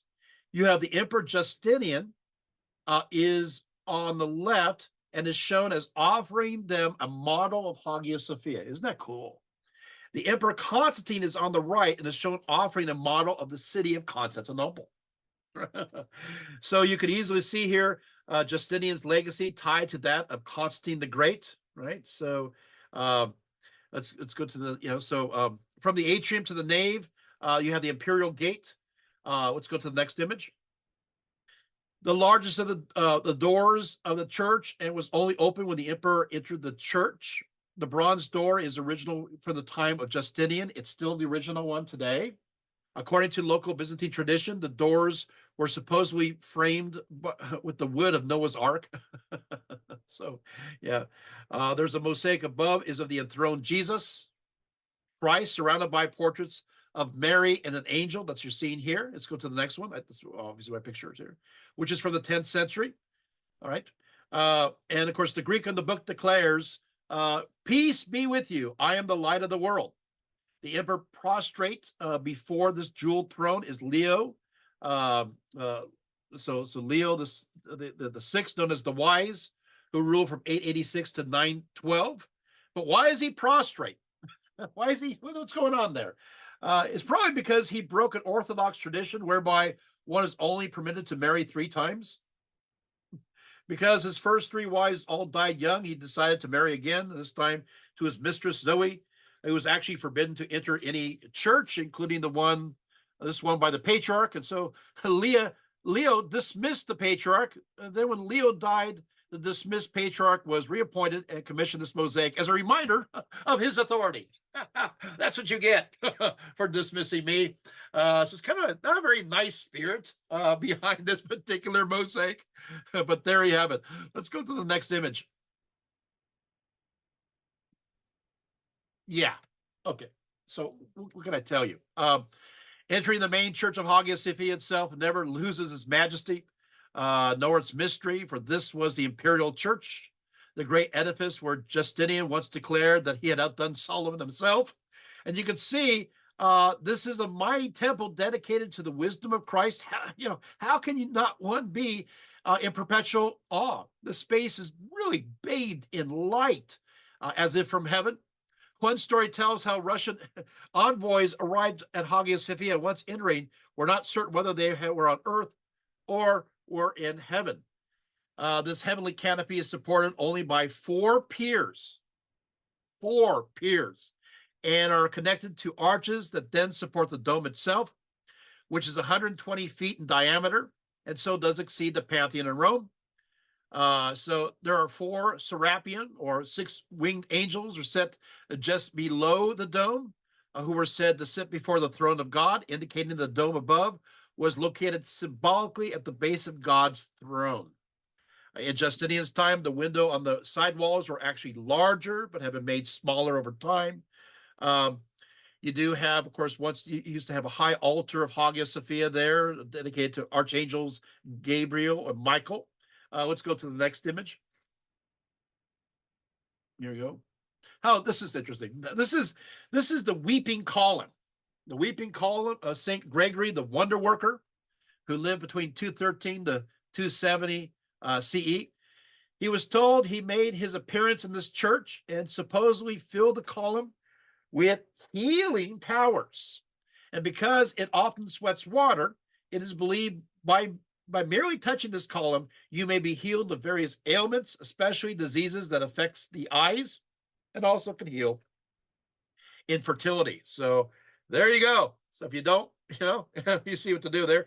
I see it. Of course, with everyone touching this column, it slowly began to erode away, and so it was covered by bronze. So there you have it. Yep. Let's go to the next one. Oh, this is cool. Of course, you have this. These are Nordic runes. Yeah, so chiseled into the marble. So hey, Halfdane was here, discovered 1964. It's very worn down. There's a second one of Nordic, discovered 1975. A certain Armidade. It's hard to tell, but there you have it. And then, of course, went into the South Gallery from there. Oh, by the way, you also go to the next one. This is a very famous image. Very famous image. This here it is. You see this everywhere. This is here. This is the Deesis, right? The Deesis, you can see the mosaic of Jesus Christ. Very famous, flanked by Mary and John the Baptist. It's very realistic. In many ways, it does look like Renaissance art, doesn't it not? There's a sense of realism there. I don't know, a naturalism. It's very intense. I love the natural light, right? It was made in the 12th century. Actually, it's made of glass tesserae. So these are laid out, and they're actually laid out and directed a certain way in order to take advantage of the light. So it's very clever. So the natural light then radiates off it, going, wow, this is pretty amazing. This is all planned out, right? So there we go. Yeah, let's go to the next image. Oh, okay. So what happens is Justinian, he just kind of like in this building frenzy, he's building. This is an interesting building. It's later on converted into a mosque. But this is the church of Sergius and Bacchus. I love the way this kind of looks like an onion. Does it look like an onion to you, or is it just, I don't know? It's a series of onion domes. They call it Little Hagia Sophia. I like visiting this place. I don't know. It's a take your shoes off, but it's worth visiting. And let's go to the next site. Oh, you'll like this. So this is, of course, the Justinian's Basilica, right? It was located about 150 meters or 490 feet southwest of Hagia Sophia. These cisterns were first built during the time of Constantine, then later on rebuilt under the time of Justinian. Because, hello, Nika Revolt, anyone? Justinian also built a nearby basilica at the same time. The cistern provided the water for the great palace. Let's go to the next image. And it was built by 700 slaves. It is 138 meters or 453 by 65 meters or 213 feet. Altogether, 9,800 square meters or 105,000 feet. That's pretty big. It's a forest of 336 marble columns supporting cross-shaped vaults and round arches, and are organized into 12 rows. Two of the column bases have massive carvings of Medusa, one positioned sideways and the other upside down, perhaps to overt the magical power of Medusa. Let's take a look at the next one. So next one, I wasn't scared. So I stayed close by. Nothing happened to me. It's all good. Although I think I'm frozen. Great. Yeah, I was stuck there for a little while. Let's go to the next image. Bad joke. I'm sorry. This is a nice close-up that I took. And then the one that's upside down. There it is. Oh, it's just right on its head. So you do have these earlier ideas. Well, good. All right. Was this fascinating? Okay, so go ahead and close up. So what happens now? Right?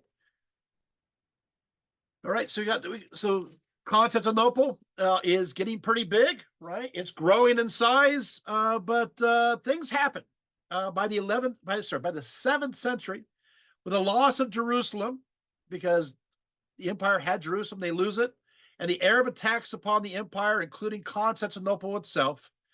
A work comes about, and it's known as the Apocalypse of Methodius. It describes the eschatological Jerusalem appearing to signify the end, but adds that this was the place where the last emperor would take off his crown. So the legend starts, take off his crown, indicating that Christ would then take it up to usher in his reign. So it's like an exchange of crowns, right? The emperor's crown would then be placed on the cross, signifying that he was returning the empire to God, and the cross would fly off into heaven, at which point the emperor would die, and the Antichrist would appear, and Christ would arrive with the crown of the emperor to bring about his kingdom directly upon earth. All this would occur at Constantinople, according to the source, the direct location, not in Jerusalem and Palestine. The expectation was also created that the last emperor would be followed by the arrival of Christ. So they believed this very strongly at that time. Thus, the empire ruled from Constantinople. The New Jerusalem would never fall, but simply transfer over to a more complete heavenly control. So, okay. So you have this decline. You also have what's called the iconoclastic controversy, which in many ways you have these more fundamentalist interesting emperors that say any image at all is graven images. And so they start getting rid of images everywhere, which is unfortunate. So a lot of the famous images, not only pagan images, but Christian images, are destroyed by the iconoclasts, replaced by a simple cross. But isn't that an image? Anyway, but it seems to have kind of a political aspect. I can go into the politics of it, that it seems to be the monks who want the images versus the emperor who wants themselves to be on top. And so it's like this tug of war. So lots of politics involved. But in the end, good news, the iconoclastic controversy ends, right? Meanwhile, the empire's not doing very well in the later part of the 600s, 700s, but it starts a revival with Basil and the Great. It starts as revival during the 800s. So it starts to move up. And then all of a sudden, even though much of the intellectual aspects kind of died on the vine a little bit, there's a renewal of it. And once again, good news, Constantinople becomes a center of intellectual ideas. Very much Platonism and mysticism and Pythagorean ideas, and it's a great place. One of the great thinkers of this time is the name Michael Psellus. He's a Byzantine monk, writer, philosopher, politician, historian, and he works everything from the going into the Chaldean oracles, very much into that, very much into Platonism, very much into the Pythagorean ideas and so forth. So pretty good. He also was into Jewish mysticism, going into what's called the Key of Solomon. So cool stuff, right? During this time, you have This is a problem. It is a problem. Is that you have a new focus, a new palace on the other side along the walls. Let's take a look. So this is called the Blachernae Palace, and there it is. These are my photos. And what they did is they cut into the triple wall of Constantinople to build this thing in it. Because, hey, they feel a little bit more secure with themselves. And a lot of the earlier threats were gone and the empire is expanding out again. And let's go to the next image. But the problem is, you put a palace here on the wall, you broke the formation right here of this formula, and that becomes a vulnerable place, right? I see it as a kind of hubris. Let's go to the next image. Yeah. Yeah. Oh, by the way, what? I wanted to visit, and there's this Turkish kid. He says, "Hey, he offered a very small sum to go inside." So me and my friend Mike Miniacci, we went inside, and we're going, "Oh, this is great." There's a special ladder they had us climb, and all this kind of fun stuff. So we're there, and he's all, "Oh, you'll have to pay another fee to get out." we're trapped, and Mike, "So do I have to pay it?" I say, "Well, I don't know. He's asking a pretty high price." So we started yelling, and the guy's dad came and scolded the kid. And we got the ladder, we got out of there. But that's my little palace story. Anyway, fun times. But anyway, this is what happened. It was actually founded around the 500, but it didn't break the walls. It was smaller. But by the 10th century, they broke through. And so there's several structures here. You have the Hall of Anastasius here. You have the Portico of Joseph. You have the Hall of the Danube. You had next to it a Church of St. Mary of Blachernae, which was connected to a holy water spring. It was built by the Empress Pulcheria in 450. Here they held the icon of the Virgin Periclesian, which was actually, this image of Mary was placed before the various armies of the Byzantine as they fought various wars, and they won. For some reason, they would win, apparently, when this Mary was in front. So they beat, of course, the Parthians with it, and the Avars with it, and the Arab invasion. So, nothing, what could possibly go wrong? Yeah. Well, guess what? I've already kind of tipped my hand here, so I'll just go the rest of the way. Yeah, this is where the Crusaders, the Fourth Crusade, decide to attack. It's like, well, we're not going to go anywhere else. We'll attack right here because this is the weak link. Not a good move. Let's go to the next images so you can see the walls surrounding it.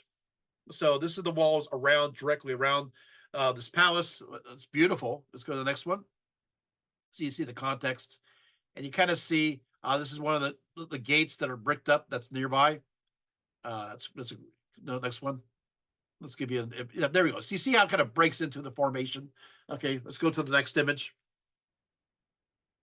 Oh, yes. Okay, so one of the greatest monastic foundations was the Church of the Pantocrator. It was established by John II Komnenos, ruled from 1118 to 1143.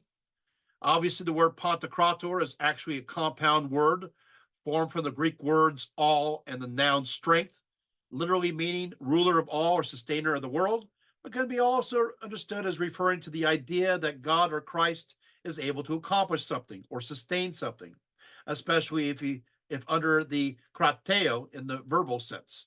In the New Testament, the word is only used in 2 books, once by the Apostle Paul in 2 Corinthians 6:18, but is used 9 times in Johannine book of Revelation. See the connection there? Emphasizing Christ's omnipotent power that is active in the here and now as much as the hereafter. By the 4th century, the idea of Christ Pantocrator was applied to the belief in Christ as an all-powerful judge for humanity. Let's go to the next image so we see another picture of this great establishment. And of course, what happens is that this church will be dedicated to this aspect. This is located on the summit of the hill east of the Church of the Holy Apostles. It was the very architectural embodiment of the idea of the all-powerful Christ. It included a hospital and a house for the elderly. Go to the next image. There we go. It's kind of cool looking ruin, to be honest. I mean, it's still there. Now, what most do not know is that the much of the church does survive today, right? It was, of course, what will happen for a short period of time. This became the new site where the Roman emperors were buried. So they moved, transferred here. So it was, so of course you have the Komnenos are buried here. Michael the First Komnenos is buried here. And of course, Michael the Second Palaeologus and John the Eighth, instead of the traditional Church of the Holy Apostles. So when I got there one time, it was closed to the public, so I could not have access to it. So what happened instead is I found a little man across the way who had the iron keys. So he opened it up for me, and we went inside, and I went, and he said no pictures allowed, which was killing me. And the floor was completely dusty. And then he walked up and he lifted part of the floor. There's like a wood over it, and I saw the graves of the emperors still there. That cool? Anyway, let's go to the next image. So there's me before going in, and I didn't mean to post these, but hey, I meant to have it. But anyway, there's actually me before going in. Now this is the next picture. This is me after. This is before and after.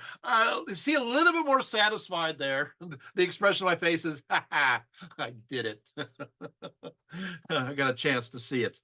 But I was pretty happy by that. Okay, so let's go ahead and put this down there. Okay, so, whew, wow, we're covering lots of interesting materials, are we not? Okay, so now, what happened though is still there's a bad kind of relationship with the West, the French army in Constantinople. When they arrived there on October 4th, 1147, they described the city as follows. These are the French, so I don't know how much we. So here we go. It's pretty picky. Okay, here we go. Constantinople, it says the glory of all the Greeks. Sure, he is rich in fame, richer yet in wealth. The city is triangular in shape, like a ship's sail. In its inner angles lies Santa Sophia and the Palace of Constantine, in which there is a chapel honored for its sacred relics.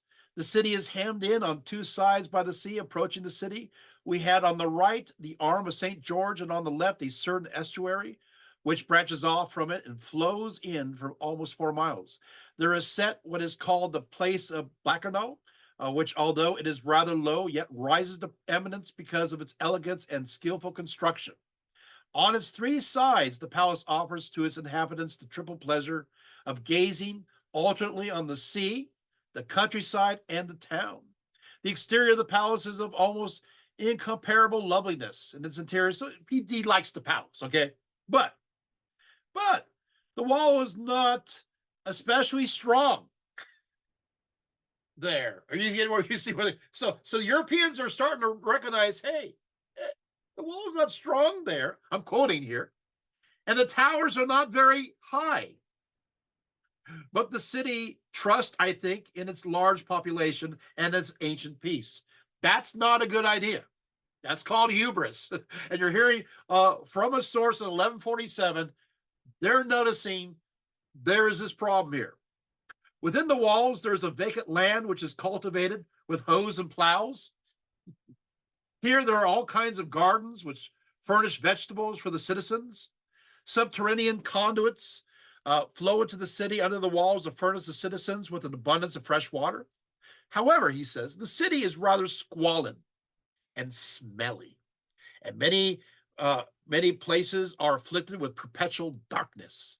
The rich build their houses so as to overhang the streets and leave these dark and dirty places for travelers and for the poor. Their murder and robberies occur, as well as other sordid crimes which love the dark. Life in the city is lawless, since it has as many lords as it has rich men, and almost as many thieves as poor men. Here the criminal feels neither fear nor shame, since crime is not punished by laws, nor does it ever fully come to light. Constantinople exceeds the average in everything. It surpasses other cities in wealth and also in vice. It has many churches which are unequal to Santa Sophia in size, though not in elegance. The churches are admirable for their beauty and equally so for their numerous venerable relics of the saints. Notice a reference to the saints. Once again, I don't want to say this real quick. This is a tourist attraction. Even if you don't care, about Constantinople or the people, if you're from a religious standpoint, it's like, hey, Zechariah, Samuel, hey, the prophets are here. I want to visit, right? You've seen how this works. It is tourism at its best. Those who could enter them did so, some out of curiosity in order to see them, and some out of a faithful devotion. Case made, right? Well, of course, then, we're still trying to outdo each other. So in 1166 and then 1169, there's a reason why I give two dates. Michael I Komnenos ordered the stone where Jesus was laid to rest removed from Ephesus to Constantinople for use in his own tomb, which is an overt demonstration of his legacy and connection with Christ as a heavenly basileus, and also a very overt promotion of Constantinople, right? But yet, while Manuel I Komnenos was actually present before a crowd of witnesses when the stone arrived at the quay and joined the procession as it arrived in the church, John Phocas also said that this very same emperor gave the stone to the Church of the Holy Sepulchre in Jerusalem, covered it with precious ornaments. So which is true? Did the emperor give the stone of Christ to both places at once? In a sense, yes, for this was a spiritual reduplication that enabled both the old and new Jerusalem to be connected as one. And I've seen that stone at the Church of the Holy Sepulchre myself. So kind of cool stuff. I had a picture of it, but I forgot to put it up there. I had so many pictures anyway, right? But the story of the Fourth Crusade is a tragic one.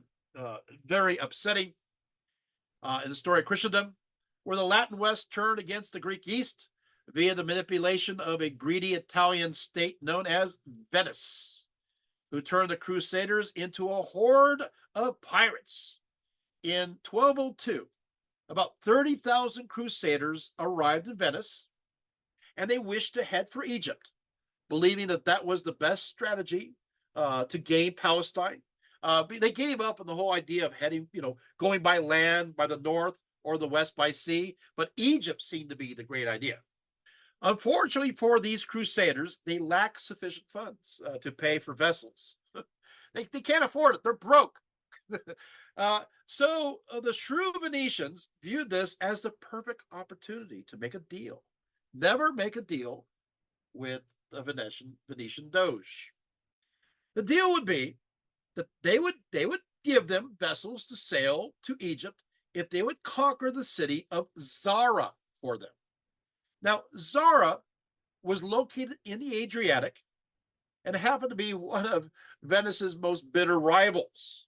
They also, sadly, were fellow Christians. so the Crusaders agreed. They attacked Zara. When Pope Innocent III heard that the Catholics had attacked Catholics, their fellow Catholics, he sent off a letter excommunicating them. They got excommunicated by the Pope, saying that they could only be forgiven if they returned to this vow and headed directly for Constantinople, not for any bad means. Just go on your way, right? When their leaders saw the papal letter, they repressed it since they did not want to hurt morale. And this is a problem. Okay, so then the Fourth Crusade, there's another thing that was happening. Now, also, the Fourth Crusade was drawn into sacking Constantinople for another political situation. And it's complicated, but I do want to tell you what happened.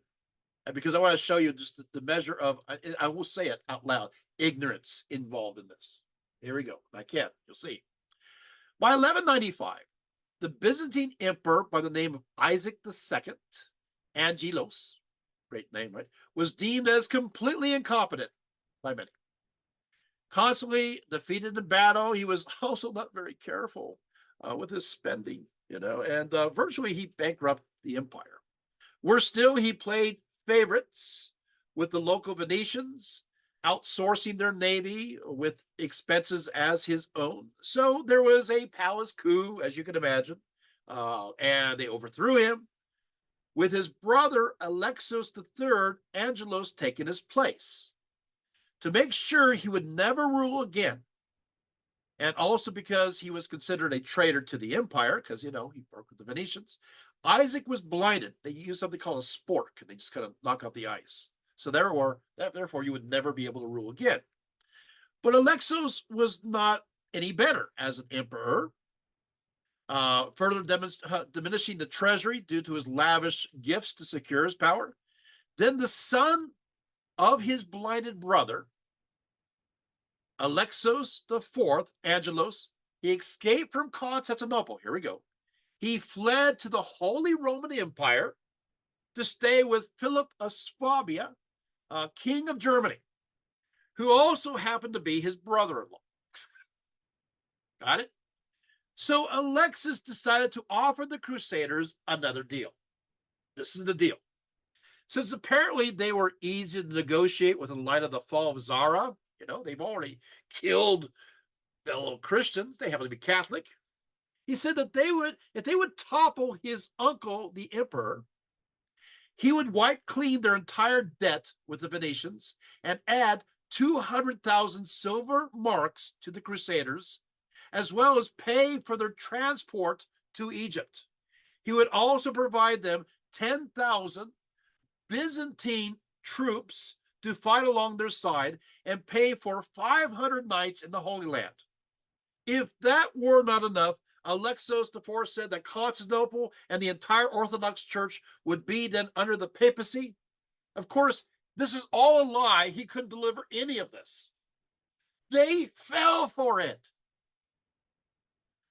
Concerning the sack, of the city, we already kind of told you what happened. It's an ugly story. I'll only read a few things and I'll keep going. Obviously, they attacked through the weak section of the Blachernae Palace. It's a no-brainer, right? Covered there. And Nikitas Kranis, the famous local historian who chronicled the story of the empire from 1118 to 1207, cried out, O city, eye of all cities, universal boast, the supermundane wonder, nurse of churches, leader of the faith, guide of orthodoxy, beloved topic of orations, the abode of everything good thing. O city, thou hast drunk at the hand of the Lord the cup of his fury. O city, consumed of fire.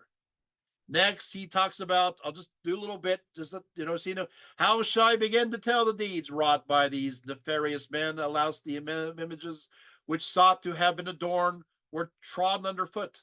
Alas, the relics of the holy martyrs were thrown into unclean places. Then was seen what one shudders to hear, namely the divine body and blood of Christ was spilled upon the ground or thrown about. Let's go to an image. I think we have a nice little image here. Not that. It's not a good image. But I think we have some picture there. That'd be a great image. Okay. There we go. So what happens is, here we go. So what happens is they conquer it and they create their own Latin empire in the middle. And so the empire of the East, of Byzantium, is then split into, you have the empire of Nicaea there. Are you seeing that right there? And the kingdom of Thessalonica there. And you see the principality of Achaia. So they're all kind of split up. So that's what happens in 1204, right? So it's a mess. It's a huge mess. We'll just keep it there for a second. And of course, people, their power is broken. And you think that this is the moment. This is the moment where everything will end, right? I mean, this is it. I mean, the empire, Constantinople, has fallen. They've lost everything, right? I mean, is there no hope, right? I have to tell you that the Greeks of those three kingdoms get together and they reconquer Constantinople. This is a success story. I mean, look, this gives you hope, doesn't it? Right? I mean, look at that. But then again, it's probably because of their belief system, right? This is the heavenly Jerusalem, right? It's taken by the evil Latins, and we're going to take it back, right? So eventually, even though it fell in 1204, in 1261, under the Emperor Michael Palaeologos, Palaeologos means old word. So Constantinople was conquered. He had help from the rivals to the Venetians, those known as from Genoa, the Genoese, yeah, who were not too pleased with the Venetians' growing power and wished to offset it. So a smart move. So now a lot of people will say, let's go to the next image. So yeah, there's a picture of them, taking it, taking Constantinople. Did you know that many of these knights could not even spell their name? They just put X's for everything else. And can you imagine what these Greeks thought about these Latins who were boorish and unruly and causing problems? So we'll put that one down. Thank you. That's great. So did you guys know that supposedly that the church split in 1054? That's the idea. The church split, and you have in the East the Orthodox Church, Eastern Orthodox Church, and in the West you have the Catholic Church, right? The Greeks on one side, the Latins on the other. That event in 1054 really didn't happen. Did you know that the legate that was in charge of the excommunication didn't excommunicate all those in the East? They didn't excommunicate the church. They only excommunicated the emperor and the patriarch. And it wasn't even empowered at that time because the Pope who commissioned that excommunication was already dead. So when they came there, it was a non-event. So that means that all your books are incorrect. 1054 is not the date. Sorry. So when does that happen, right? Well, what happened is that after the sack of Constantinople in 1204, that is when the Eastern Church said no more of the West. That's when they have problems. Is that making sense? That's the break. By 1261, popular opinion was definitely well against them. Got it? So I know I have to summarize lots of pages, which I'm doing right now. So what are some of the controversies between the two? Well, one controversy was over the unleavened bread. And so the unleavened bread basically is that the Eastern Church, the Greek Church, believes that the bread should be leavened, have leaven in it, while the West believes that the bread needs to be unleavened. You see, the thing is, let's play both sides because I want to be fair. If you're Catholic, I want to be fair. So what happens is, from the perspective of the West, the idea is, well, this was kind of like the Passover. This is the unleavened bread. So they want to have the bread much like as it was when Jesus was there to commemorate this event, right? It was the unleavened bread. So it does respect that Jewish context.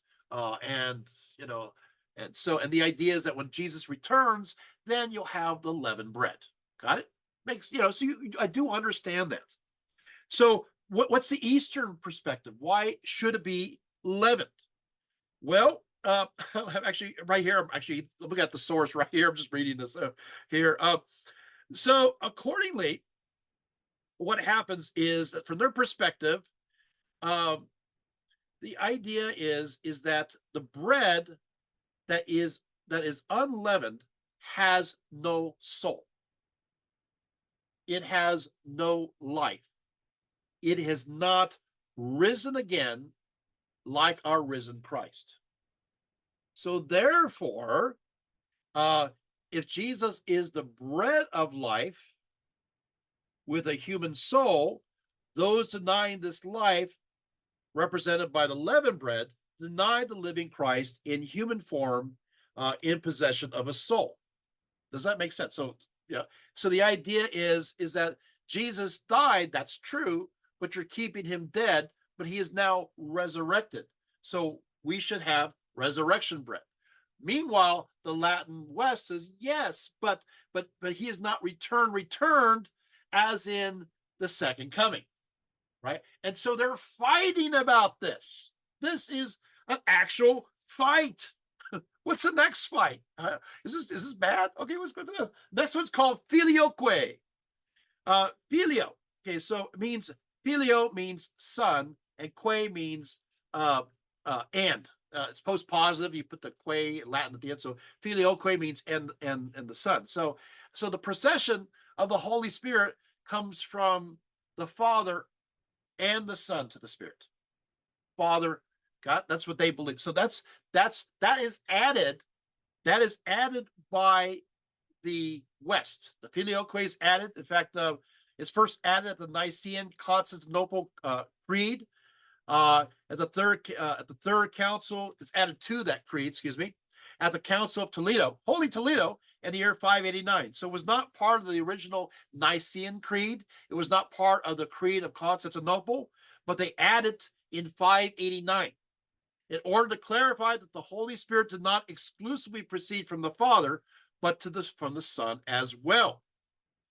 Well, what happens is that this is the interpretation of the West. Got it? Makes sense? But they're adding to it. The perspective from the East is like, wait a second. First of all, you're changing the creed. We don't want to do that. The next thing is that, are you trying to say that the Holy Spirit is subordinate to the Father and the Son?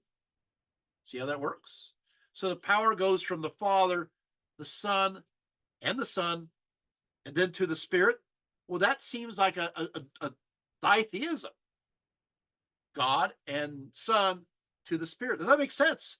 So they say you shouldn't have added to. That's not the intention of the original creed. The idea is we want to go against this, and so they're accusing the West of overemphasizing the role of the Father and the Son, and de-emphasizing the role of the Holy Spirit. They say this is not right. This is subordination. This is heresy from our perspective. Meanwhile, the West is saying, no, we're not doing that. Not doing that at all. What we're doing is we're emphasizing the idea of the Trinity.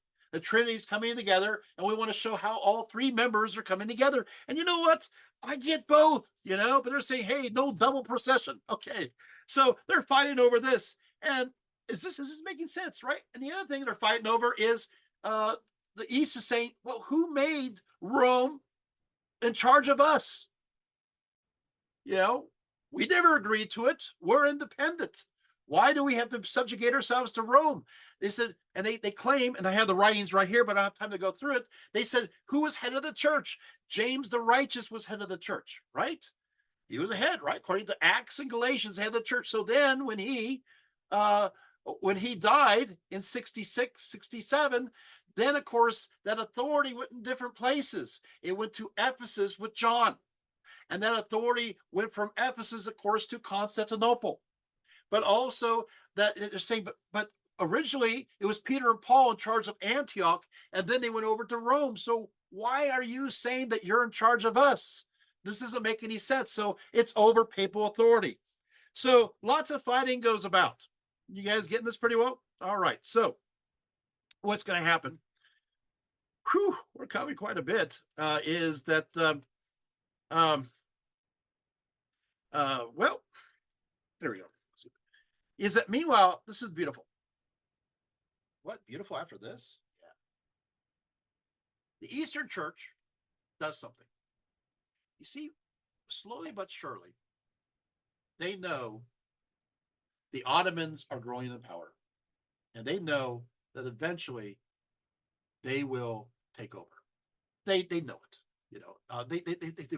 They still believe that. However, follow me. They still believe that moment Jesus will return. See how this works? So this is not like a fatalistic idea. This is, we're waiting for the glory of God. We're waiting for Christ. And all of a sudden, there is this amazing artistic explosion. People, they're as opposed to looking outward, they start looking inward. and they get into all these deep philosophical ideas and theological ideas, and they emphasize another idea that started in the 900s, and this is the Hesychast prayer. We say, may the Lord Jesus Christ have mercy upon you. And you say this over and over again, and they believe that they could actually see the energy of God, just like Peter, James, and John saw before Mount Tabor. They believe that they can actually see the energy of God with their own physical eyes. And what happens is the Latin West says, heresy to that, right? And no, we can't. And they're turning further inward. But as they do so, pulling away from the outside, the artwork is stunning. It is absolutely beautiful. So let's take a look, shall we? Let's go to the Cora Church. You have Christ there. Let's go to the next one. These are my pictures. I'm sorry, they get a little blurry at times. But you can see very rich, various imagery, lots of feminine concepts going here. But let's go to the next one. Okay. Wow, right?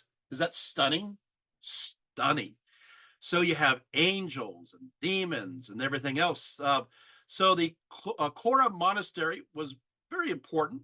And of course, it was restored by the mother-in-law of Alexis I Komnenos, 1081 to 1118. It seemed the fate of the church was secure, but not so. Of course, the Latins took over. But after that, in 1264, they got kicked out. And what happened after the 61, I should say, but it's restored again. And when they restore it, you have these beautiful, impressive paintings.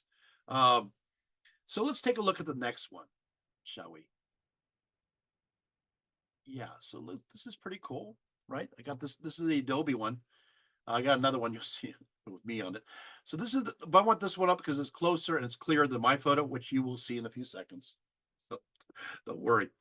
What happened here is this one here this is in the funerary chapel, and it was dedicated to the descent of Christ into limbo and to the general resurrection. And so basically, Christ's face is very much of a certain delicacy. And look at the figure of Eve on one side. I mean, look at that. There's a certain beauty of it. There's a spiritual feeling about this whole scene. It's very striking. Below on the walls, let's go to the next image. Yeah, it's just, I know it's small, but that's I'm sorry, that's what I do with my photo. So, but you see below on the walls the respective fates that await the just and unjust are shown with great expression. The entry of the elect into paradise on one hand, and the worm that sleepeth not, and the unquestionable fire on the other. Besides these scenes are the saints who act as intercessors between the human and the divine. On the roof of the eastern bay is the coming of Christ. I mean, it's just absolutely beautiful. But there's a whole bunch of this art. Let's go to the next image. This is a better image. I'm joking. Just to say these are mine. There I am. Hi. Sorry. Yeah. Sometimes you kind of go, well, where do you get these from? Oh, okay. How are we doing here? Let's go to the next image. I think we're done with these images here. Yes, let's put this one down. We'll come back to it. So I guess we got to finish off Constantinople. So let's go there. I hate to do it, but we have to go there. So there's attempts to unify with the church again. And these attempts are absolute failures. So because nobody wants the Greeks don't want to go back to the Latins. Why would they want to unify with the Latins after what they did, right? But what happens is they agree to Greek delegates come, and they agree to have a conversation at a place, the council at Ferrara, which began October of 1438. And they argued at length over the filioque clause, and then they fought over the idea of purgatory, because the Eastern Orthodox don't have purgatory, and so they fought over that. It's a lot of fighting. There is, of course, the famous plethon that was there at this meeting, which is a whole nother talk if you're interested in plethon. He's one of the triggers for the entire Renaissance. So I'm glad he went, because that's the only thing that good came out of it. Because as soon as they came up with this agreement of unification, the people in the capital Constantinople said, "No way, we're not doing it," and they revolted and caused lots of problems. But hey, what happened is the Latin West agreed that they would do a crusade if they would unify, and they supposedly unified. But you can see what's going to happen. I know I'm just focusing on this in a really quick way, but I want to kind of wrap this up a little bit. What happens is that, in short, um, that crusade doesn't do very well.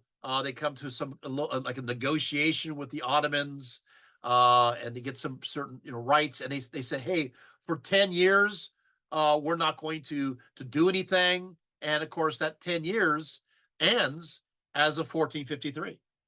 So the Ottomans do hold their deal. The person who let's get to it. Now we're up there. We're at the Mehmet II. So let's take a look at old Mehmet. Hi, Mehmet. There he is. He is noted for the conquest of Constantinople on May 29th, 1453, at the age of 21.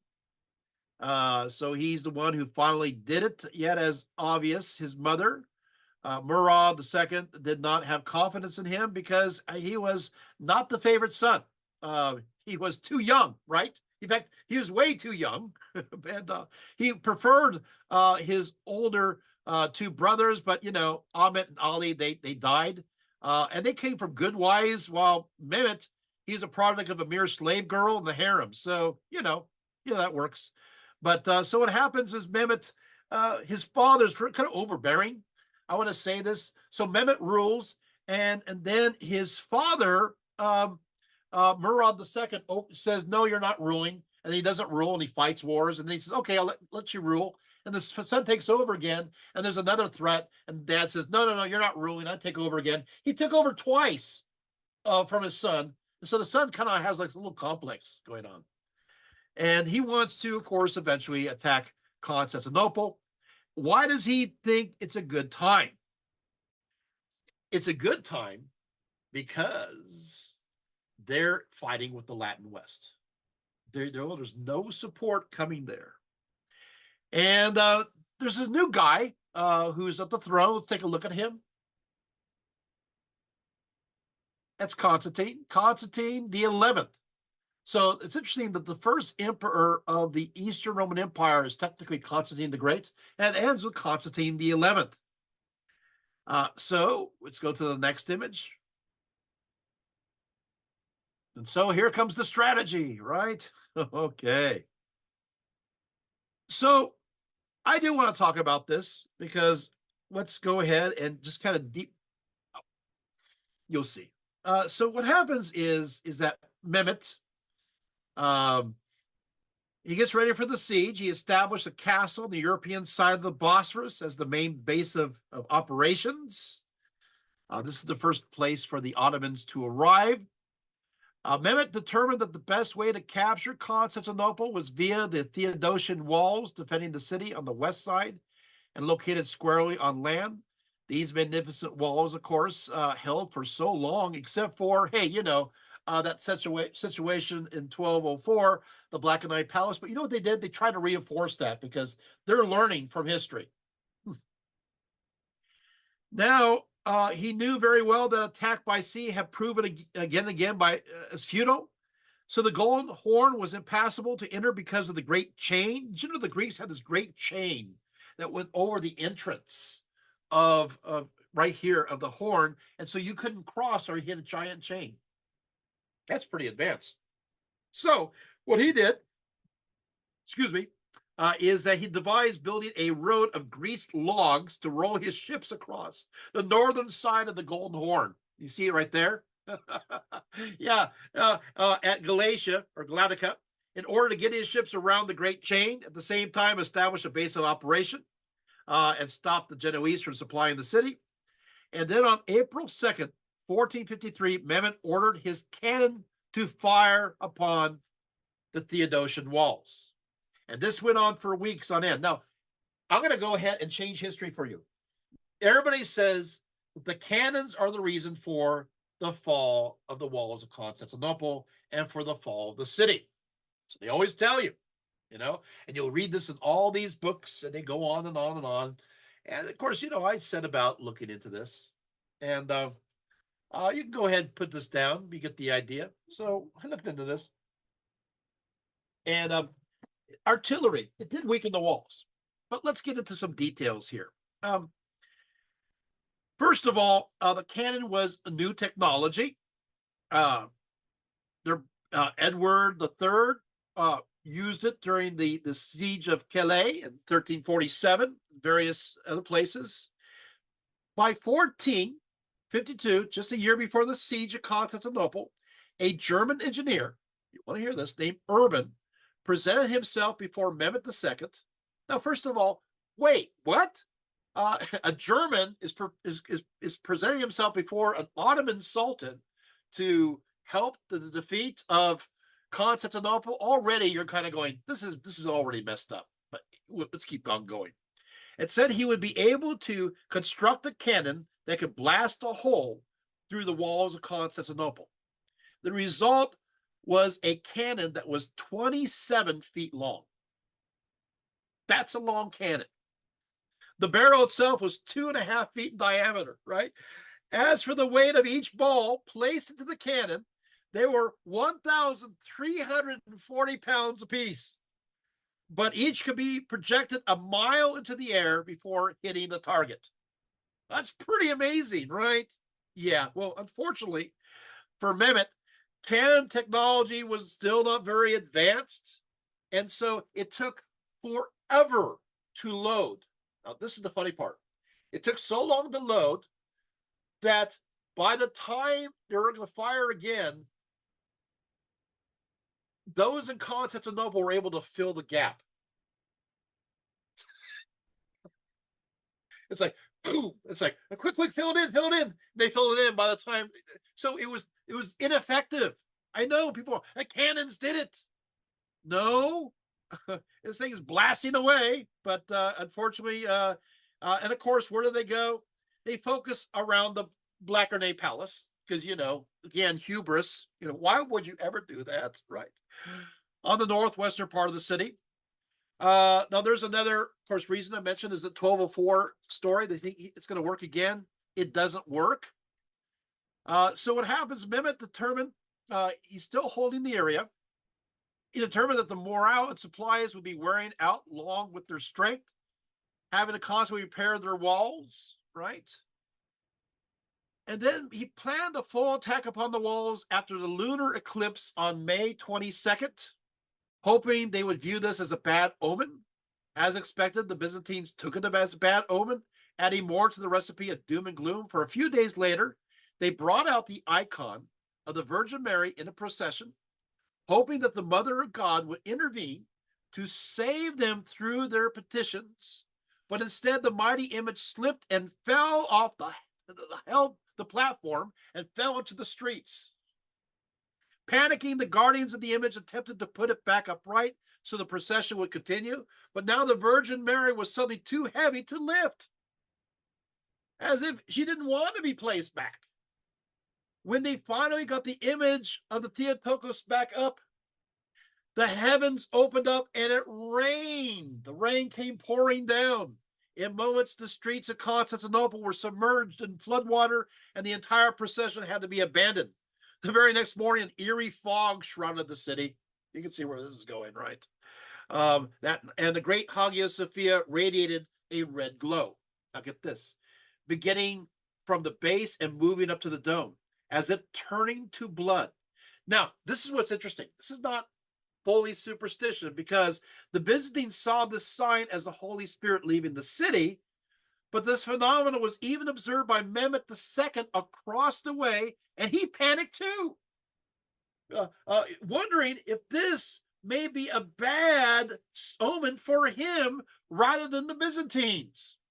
He quickly consulted his astrologers, who calmed his fears, saying that this was a sign of the true faith was to arrive to the city of the Greeks. So on May 28th, the city of Constantinople made one final appeal to God. The church bells rang. All the images of the saints were paraded around the city to appeal for an intercessor. And the emperor came out to join the people, all the people, united together in prayer.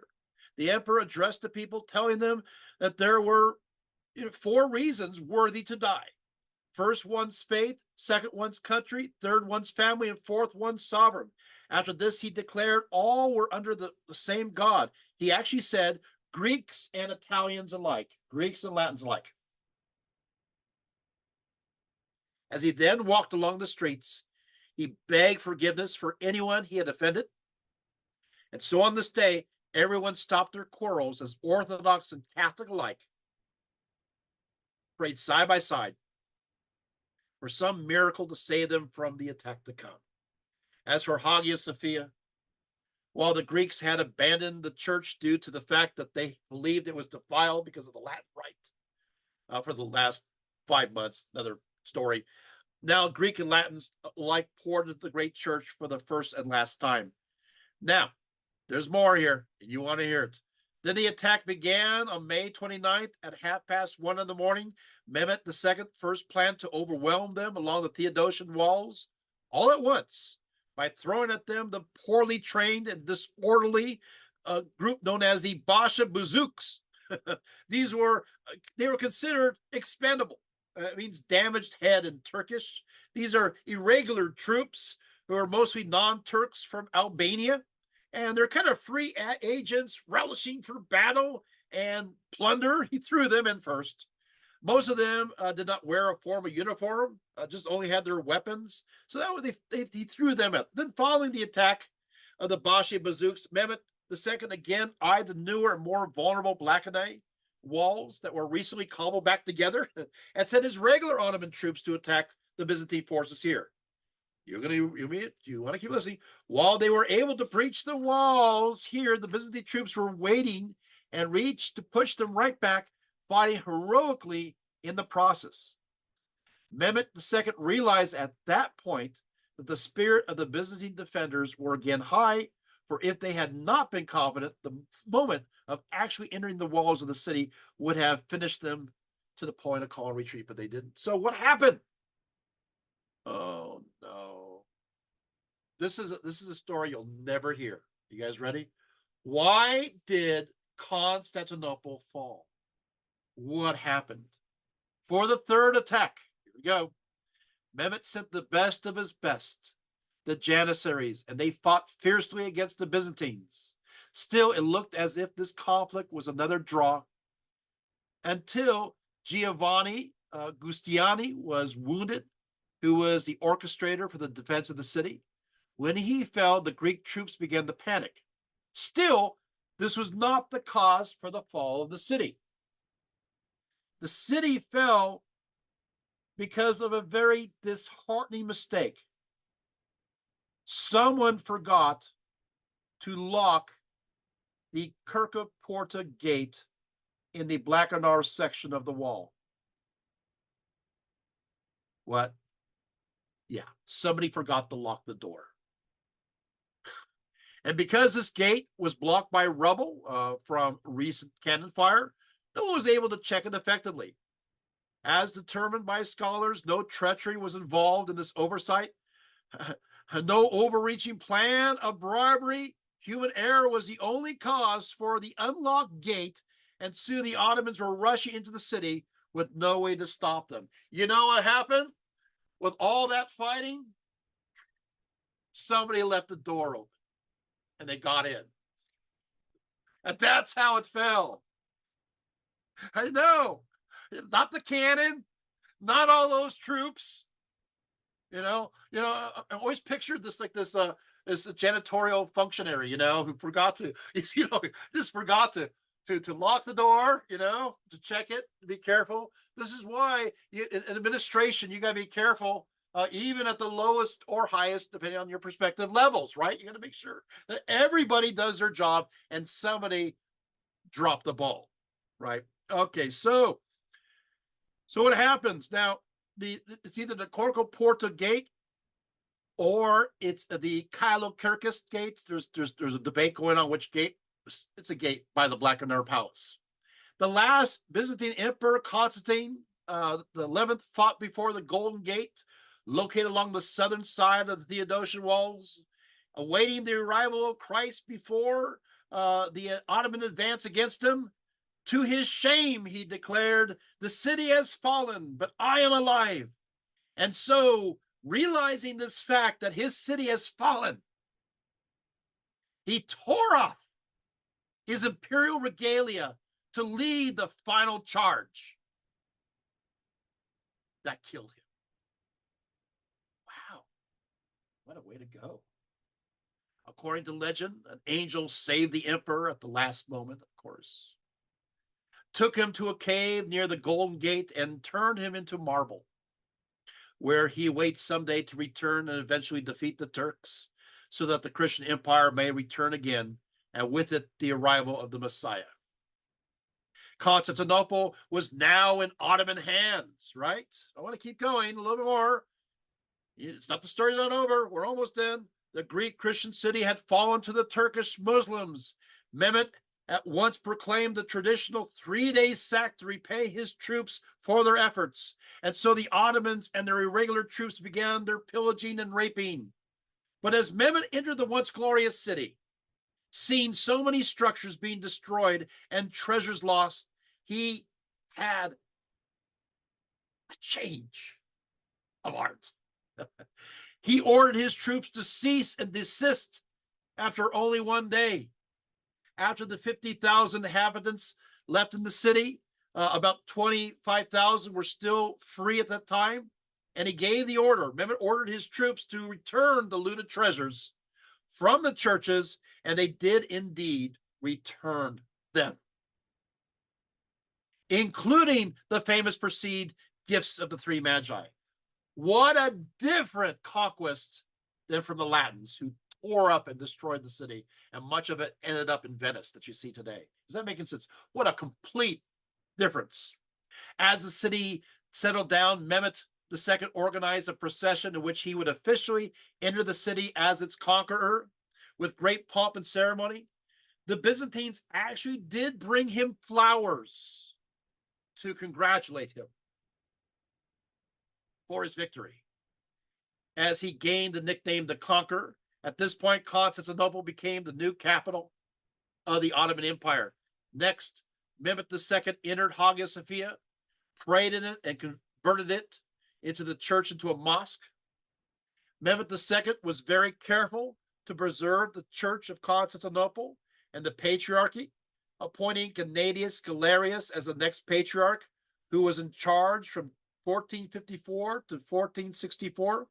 He was considered a great philosopher and theologian, as well as an independent thinker. One of Mehmet's first instructions to Gennadius was to translate Christian doctrine into Turkish so he may further understand Christianity, and to be able to discuss his belief system in a clear manner so as to never misinterpret their theology. The Muslim Sultan gave his Greek Christian patriarch both civil and religious authority over all those who claimed to be Orthodox Christians in his empire under the millet system. But Mehmet did not wish to continue the constant bickering between Christian sects, and so the Monophysite Christians were also organized into a millet, as were the Jews. All groups had full autonomy to believe as they wished, as long as they did not impose their beliefs on others. In regards to their treatment, the Greek Orthodox Christians used to say, "Better under the turban of the Turks than under the tiara of the Pope." Ouch, ouch, ouch. As testified by the sources at this time, Mehmet II went out of his way to make sure all experienced religious freedom. In fact, Mehmet II loved and respected Franciscans, esteeming them and giving them considerable freedom. To the Franciscans of Bosnia, Mehmet proclaimed the following edict in 1463 after his conquest of Bosnia and Herzegovina. He says, "I, Sultan Khan the Conqueror, hereby declare the whole world that the Bosnian Franciscans, granted with this sultanate, firman are under my protection, and I command that no one shall disturb or give harm to these people and their churches. They shall live in peace in my state. These people who have become immigrants shall have security and liberty. They may return to their monasteries, which are located in the borders of my state. No one from my empire, notable viziers, clerks, or maids, will break their honor or give any harm to them. No one shall insult, put in danger, or attack these lives, properties, and churches of these people. Also, that these people have brought from their countries the same rights. And goes on. He says, I swear on my sword by the holy name of Allah, who has created the ground and the sky, Allah's prophet Muhammad, and 7 prophets. No one from my citizen will react or behave the opposite of this firman. What do you think about this? Interesting. In fact, Franciscans were beloved everywhere amongst the Ottoman Empire. Why? Because during the Fifth Crusade, St. Francis of Assisi went to Egypt, and he disagreed with the Crusaders, and he walked across the battlefield to the Muslims on the other side and wanted to hear their story and their perspective, and was allowed to go throughout the Ottoman Empire, through the Islamic world at that time. That precedent was created, and so 200 years later, that was continuing on even with Mehmet. Mehmet also wished to make his capital an artistic and cultural center. Let's take a look at a picture here. Filling his court with Greeks and Italian intellectuals and artists. He brought Gentile Bellini to paint his portrait from Venice. So there's the conquest there. Nice image. Let's go to the next image. Yeah, there we go. Mehmet. So what happened is this right here. We'll go here.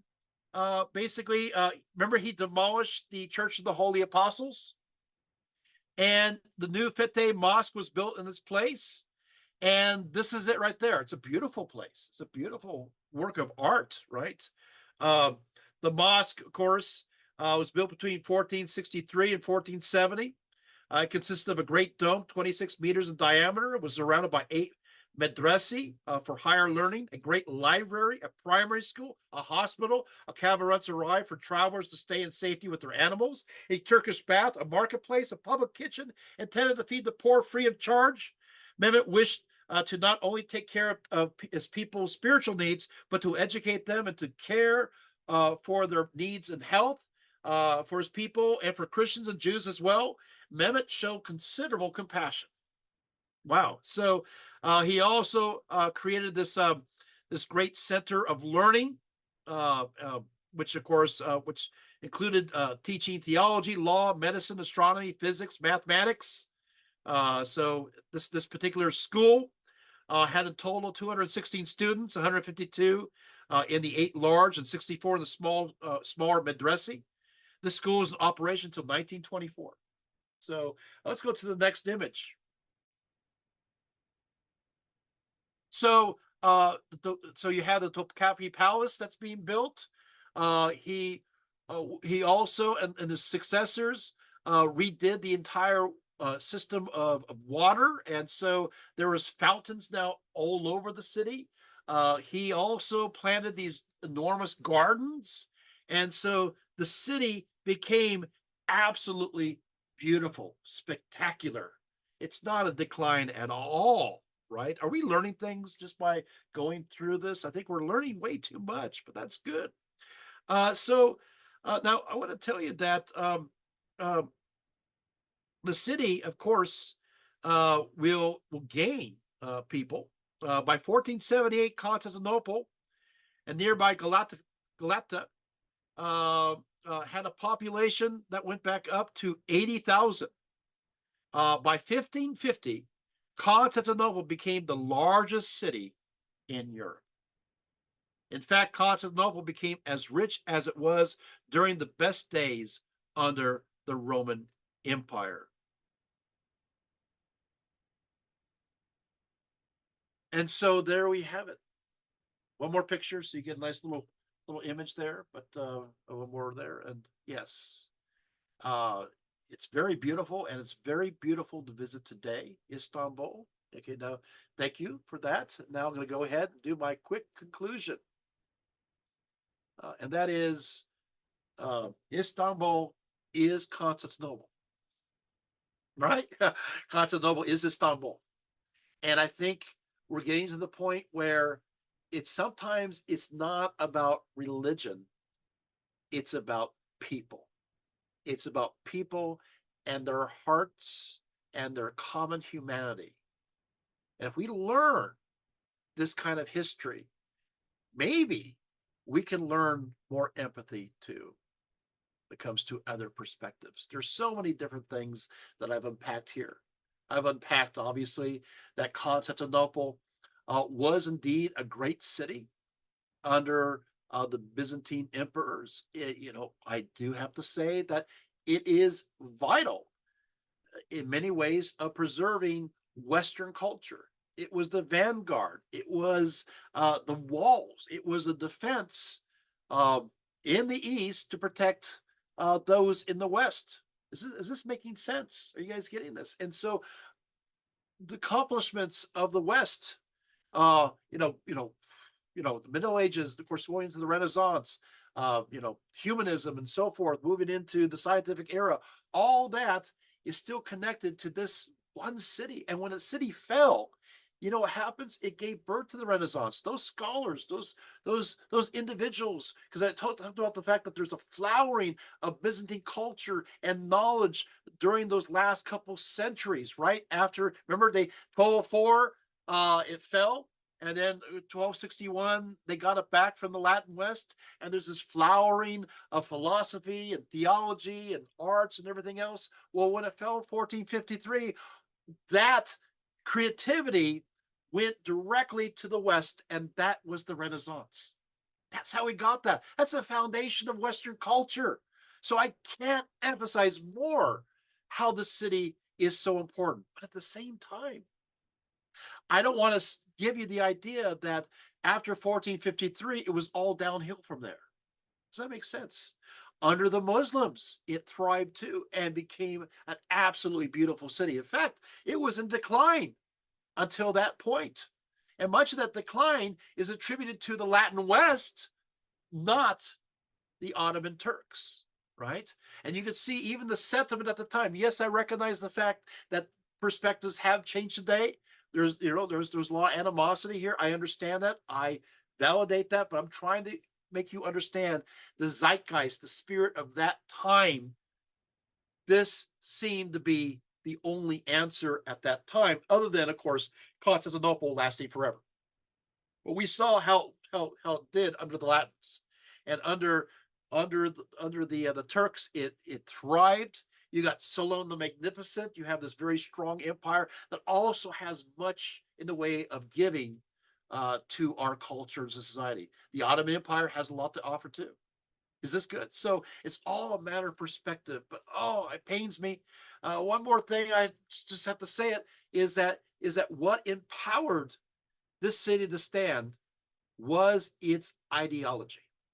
It was its beliefs. It was its positive perspective of themselves that believed that we must be involved in society. We must be involved in all aspects of society, not retreat from public life, not to look, in a sense, to to keep ourselves to our own. The idea was expansion. It was all about learning, right? It was also still about this ideal that things can be positive. Sure, the idea that we are the New Jerusalem, you're thinking, so, but that's religious, but it gave them their idealism. You're thinking, but, in the West, oh, yeah, guess what? You guys have ever heard of utopianism? You guys have ever heard of Francis Bacon? Have you guys ever heard of progressivism? The idea, oh, wait, that's a secular version of the same thing. Got it? The idea of dreaming of a better tomorrow is also rooted here in this past. This is fascinating. Are we learning things here? Maybe too many things. But again, I have to close. So thank you so much for coming. I hope you enjoyed this talk. Um, and till next time, unless you have any questions, so long.